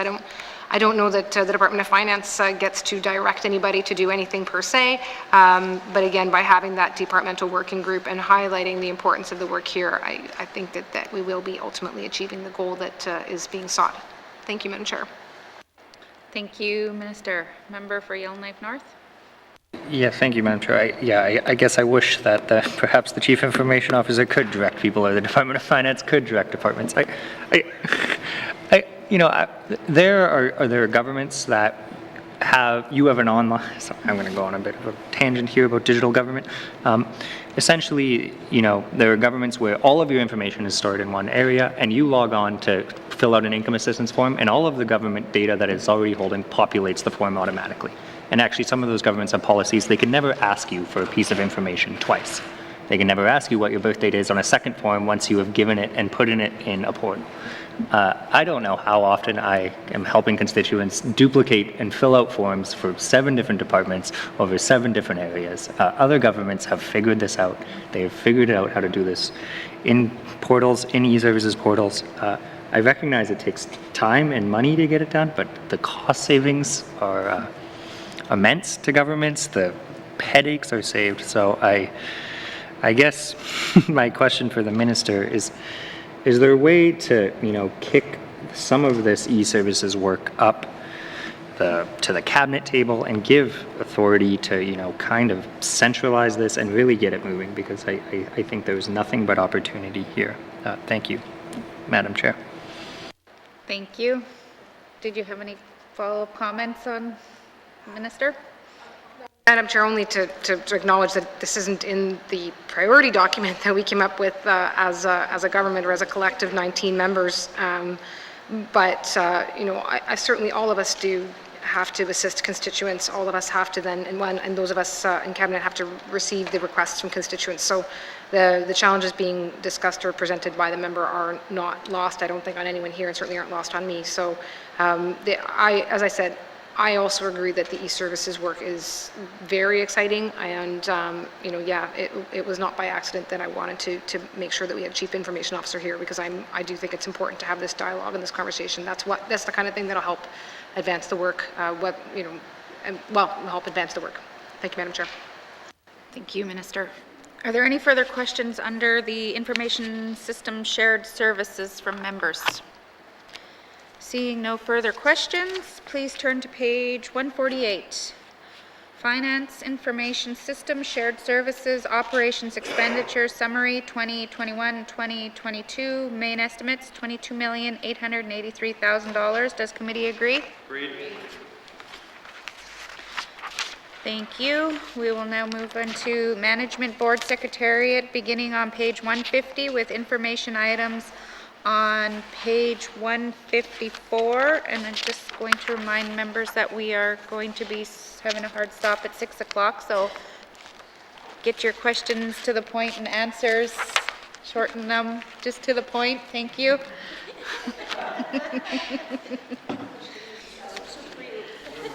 Questions to the Management Board Secretariat from members. Member for Cam Lake. Thank you very much, Madam Chair. Madam Chair, 2 of the line items in here under the grant section are the aviation sector support and the wage top-up, both of which were very well received from the business community. I know that they were both received as grants from the contribution story from the federal government, and I'm wondering if the Department of Finance is still in discussions with the federal government in order to do, to do some, lost my train of thought here. No, it's fine. I'm wondering if Department of Finance is talking to the federal government to continue that, given that one, aviation isn't going to continue, and two, for the wage top-up, are making, the wages that people are receiving, topping them up to $18 an hour is a bare minimum of something we need to be doing in the Northwest Territories, and something that would be wonderful to be able to continue for the people of the Northwest Territories. Thank you. Thank you, Member. Minister of Finance. Madam Chair, you said short questions. Short answer is yes, we're continuing the conversations with Transport Canada around aviation sector support. I don't have anything more to say yet other than just that. We are working on indeed a third phase that would, I hope, be similar in nature, that a partnership in terms of Transport Canada and the Department of, and N.W.T providing supports with respect to the cost of living and the wage story and the wage top-up specifically. That is still ongoing right now. Those funds have not been exhausted. As for the specific timeline over which that will be unfolded, I don't have an update offhand, but I can certainly provide committee an update as to where those funds are at. Any longer-term changes to wages and wage top-ups would probably go over to EC&E. Thank you, Madam Chair.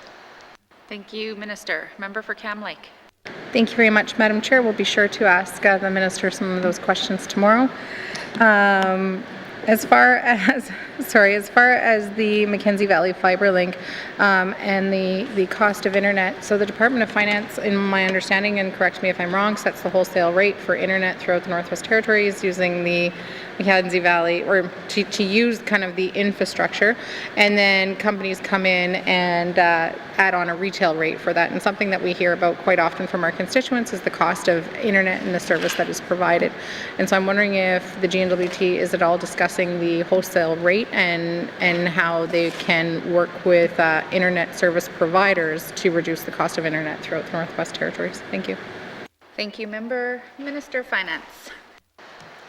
Thank you, Madam Chair. So, Madam Chair, the internet service providers and internet rates are quite heavily regulated in the Northwest Territories by CRTC.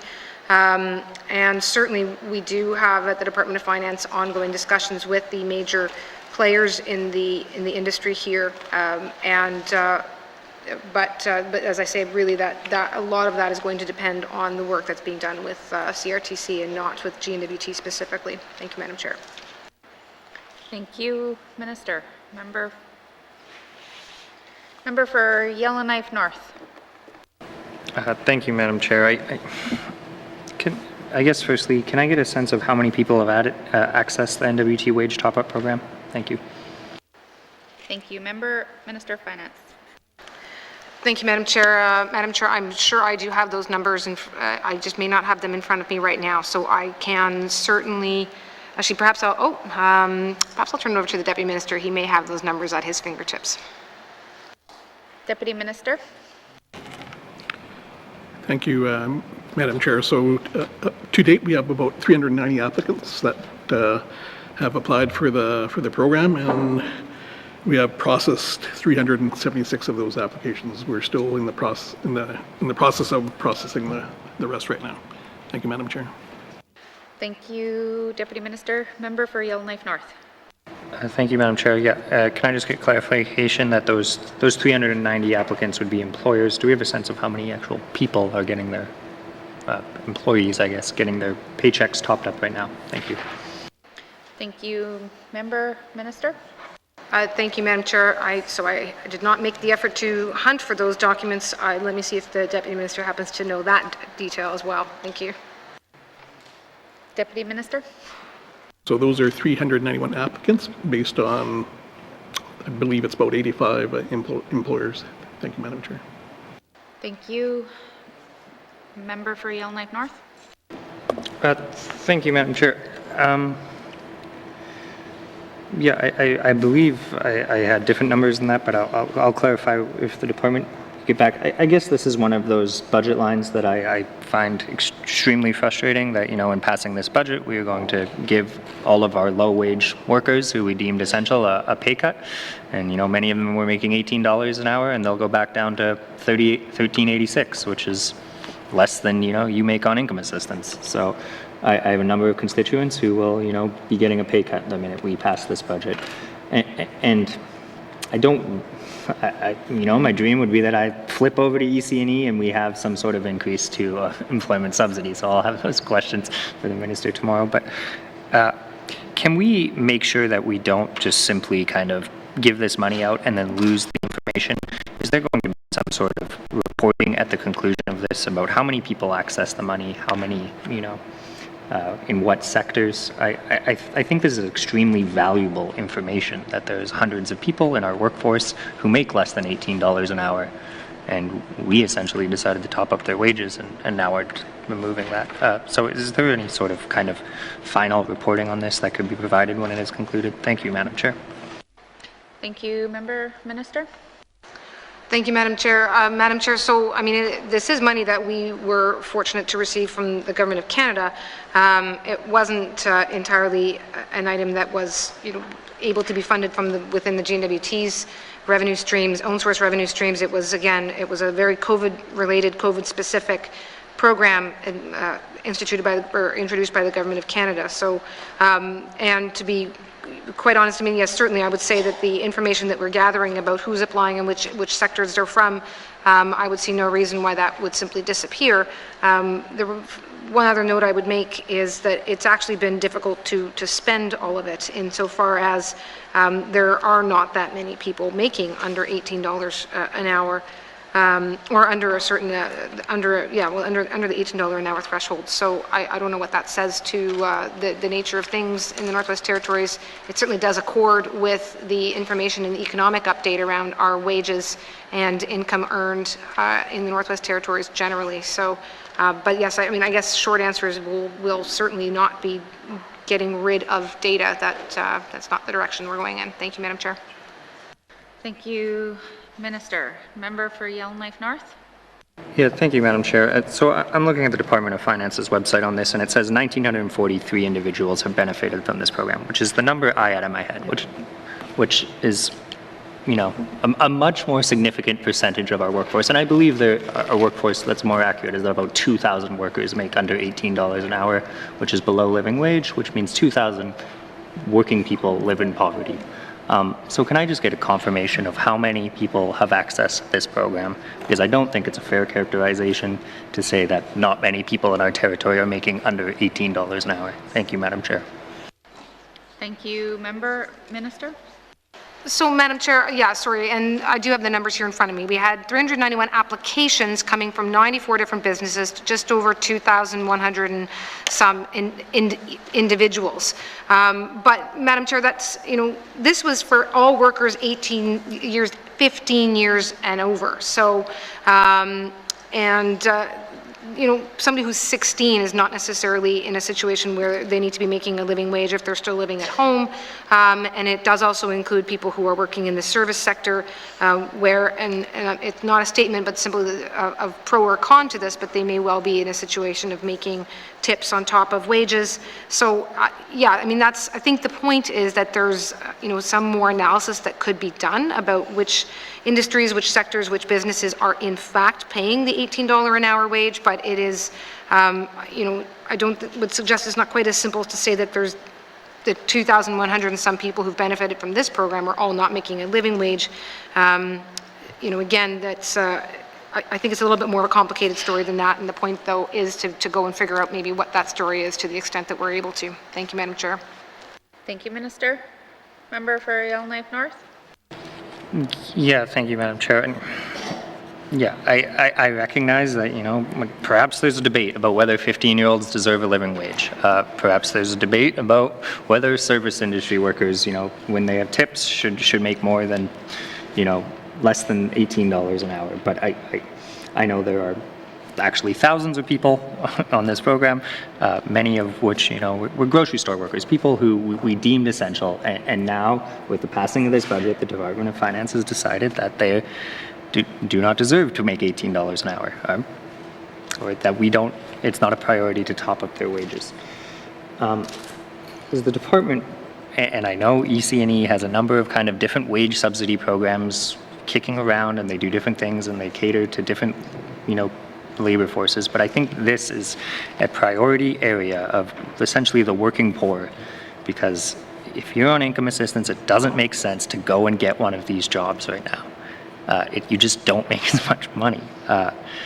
So I guess I will leave it at that, in that I would like to see the Department of Finance find a way to, maybe extend this program, and if that has to work with EC&E, then that's okay, and if we have to take servers and 15-year-olds out, that's okay, but I think that the passing of this budget, and still in the middle of the pandemic, and for $4 million, that means 2,000 workers were making $18 an hour. I think this is one of the most frustrating budget lines in the whole thing, so that's a comment. Thank you, Madam Chair. Thank you, member. We will move on to member for Great Slave. Thank you, Madam Chair. I'm just going to ask about the net fiscal benefit transfer to the Aboriginal parties. I'm probably duplicating maybe some of what my colleague was asking around the Heritage Fund, but this is my understanding is based on percentages of royalties that is earned from the mineral resource sector. So understandably why 2019-2020 is quite a bit lower, but then we've, again, like everywhere else, come back to pre-COVID estimations again. I think it's really optimistic to think we're going to be getting the same type of royalties that we were getting pre-COVID going forward. I get the reluctance to not want to adjust budgets. However, this is a payment out to Indigenous organizations that we're now putting in the budget and putting an amount in, and maybe this is something that's always problematic, but then it states to me that we're sort of making a promise of a payment that potentially we're not going to be able to fulfill. I get that everybody understands it's based on fluctuating royalties and revenues. However, again, this is an area where I don't see why we would not have been more realistic in our budgeting. Maybe the minister could speak to that. Thank you. Thank you, member. Minister? Thank you, Madam Chair. Yeah, Madam Chair, so this is a base budget that was developed coming out of devolution, when certainly the amounts that were anticipated for resource royalties and that were being received for resource royalties were much higher than what they are right now, or certainly what they have been in the last year. And what would happen is that the amount it lapses, it doesn't get paid out. It's not actual money right now. It's not here. It's money that we're anticipating, and that would then, if the revenues are supported, if the actual revenues are supported to reach this goal, then that amount is paid out. If it wasn't here and we actually achieved this, we'd be coming back for a supplementary appropriation to pay out whatever the actual amount is. But all that said, I would agree that this is a particular line item where we don't need to rely necessarily on the devolution data from several years ago now, that we can do a better job on this one of amending what's here to be more reflective of the actuals. So thank you. Thank you, Minister. Member for Great Slave. Thank you, Madam Chair. Yeah, you just reiterated what I said, which is that it's not, it's going to be dependent on that. So again, I really struggle with why we sit here and have these numbers that aren't realistic, creating extra work for ourselves later on to come back and adapt, and then the answer coming back is, well, this is what we do. Well, you're the government, it's what you do. I do believe changes can be made. You just commented that this one could be made, so I'm not sure then why that argument flies for other areas such as travel, etc. Yeah, so more and more I just feel like this creates confusion. It creates areas where the GNW, the cabinet or the departments can move money around without us having oversight on it. We are in an unprecedented era, so perhaps the GNW.T needs to start doing things unprecedented manners instead of just saying this is the way we've done it, because we are not in a normal time. And I'm sitting here trying to agree and pass a budget that you're telling me is not realistic right from the start. So I feel like it makes it very hard for me to do my job and be diligent. Thank you. Thank you, Member. Minister of Finance. Thank you, Madam Chair. Yeah, Madam Chair, I have also raised my concern with respect to the idea of doing base budgeting and incremental budgeting, which is exactly why I am proposing to do the government renewal initiative and do a value-based budgeting. I'm not proposing to simply come in and pick one area or another without evidence and without knowing what the values are and then say we're going to make adjustments. That to me is not the right way to make policy changes. This is a particular item where it is an item that lapses if it's not received because it is owed to Aboriginal parties and it's not one that we can move around. Doesn't get moved around, doesn't get shuffled, it simply lapses if we don't achieve the amount that is available to be transferred to the Indigenous groups and Indigenous governments. So that does make it a little bit easier and different than some of the other ones, which are in base budget amounts. Now, again, I do hope that there are ways that we can start to do a different approach to budgeting, and that is exactly what we are bringing about starting this year. Thank you, Madam Chair. Thank you, Minister. Member for Great Slave. Thank you for that. Forgive me if I don't hold a lot of optimism in the GNWT's renewal and studying and the siloed approach to then again breaking down our silos as we go through department by department. I really don't see that this is going to really lead to a lot other than talking for the next 2 years, nothing changing, and we continue on in the exact same manner. So more of a comment. Thank you. Thank you, Member. Are there any further questions under Management Board Secretariat? Member for Tabacha. I just got a couple of questions. One of them is, first of all, the summer student employment program for, because it comes under human resources and all of this department. So is that going to go back to its original quotas that they had? Because last year they hardly hired anyone. I guess it's just a concern that I have. Thank you, Ms. Marcellos. That's back from the Human Resource section that we passed or we agreed to, but if Minister Finance wants to just give her. Yes, thank you, Madam Chair. So that there certainly was a pause put on when COVID-19 came about, and there was a lot of uncertainty in what would be happening as workers were all moved to working at home over the spring and summer. Now that said, as of December 1st, there are openings already posting for students for 2021, for the summer of 2021, as well as for the 2021-22 internship program. So it is certainly my hope that the program will be back up to full speed and full strength. Thank you, Madam Chair. Thank you, Minister. Member for Tabacha. I disagree with one of my colleagues. I believe in the renewal strategy because we've got to start making decisions that are based on proper financial statistics and the dollars that we have and what we have to work with. I don't think the way things are done now it's not okay. That's not the way you'd run a business. That's all I have. Just a comment. No more questions. Thank you, Member for Tabacha. Are there any further questions under the Management Board Secretariat? Seeing none.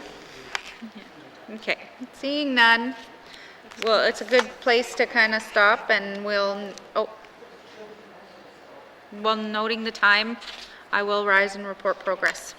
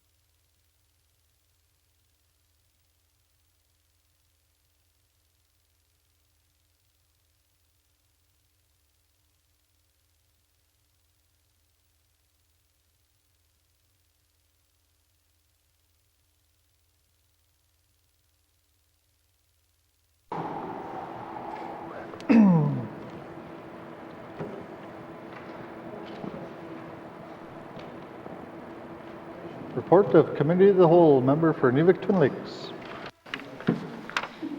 Mr. Speaker, your committee has been considering Minister Statement 77-19-2, table documents 165, 166, 167, 286-19-2, and would like to report progress. And Mr. Speaker, I move that the report of the Committee of the Whole be concurred with.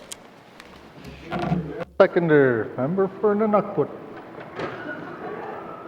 Third reading of bill, motions in order to the motion. Questions been called. All those in favor? All those opposed? Motion's carried.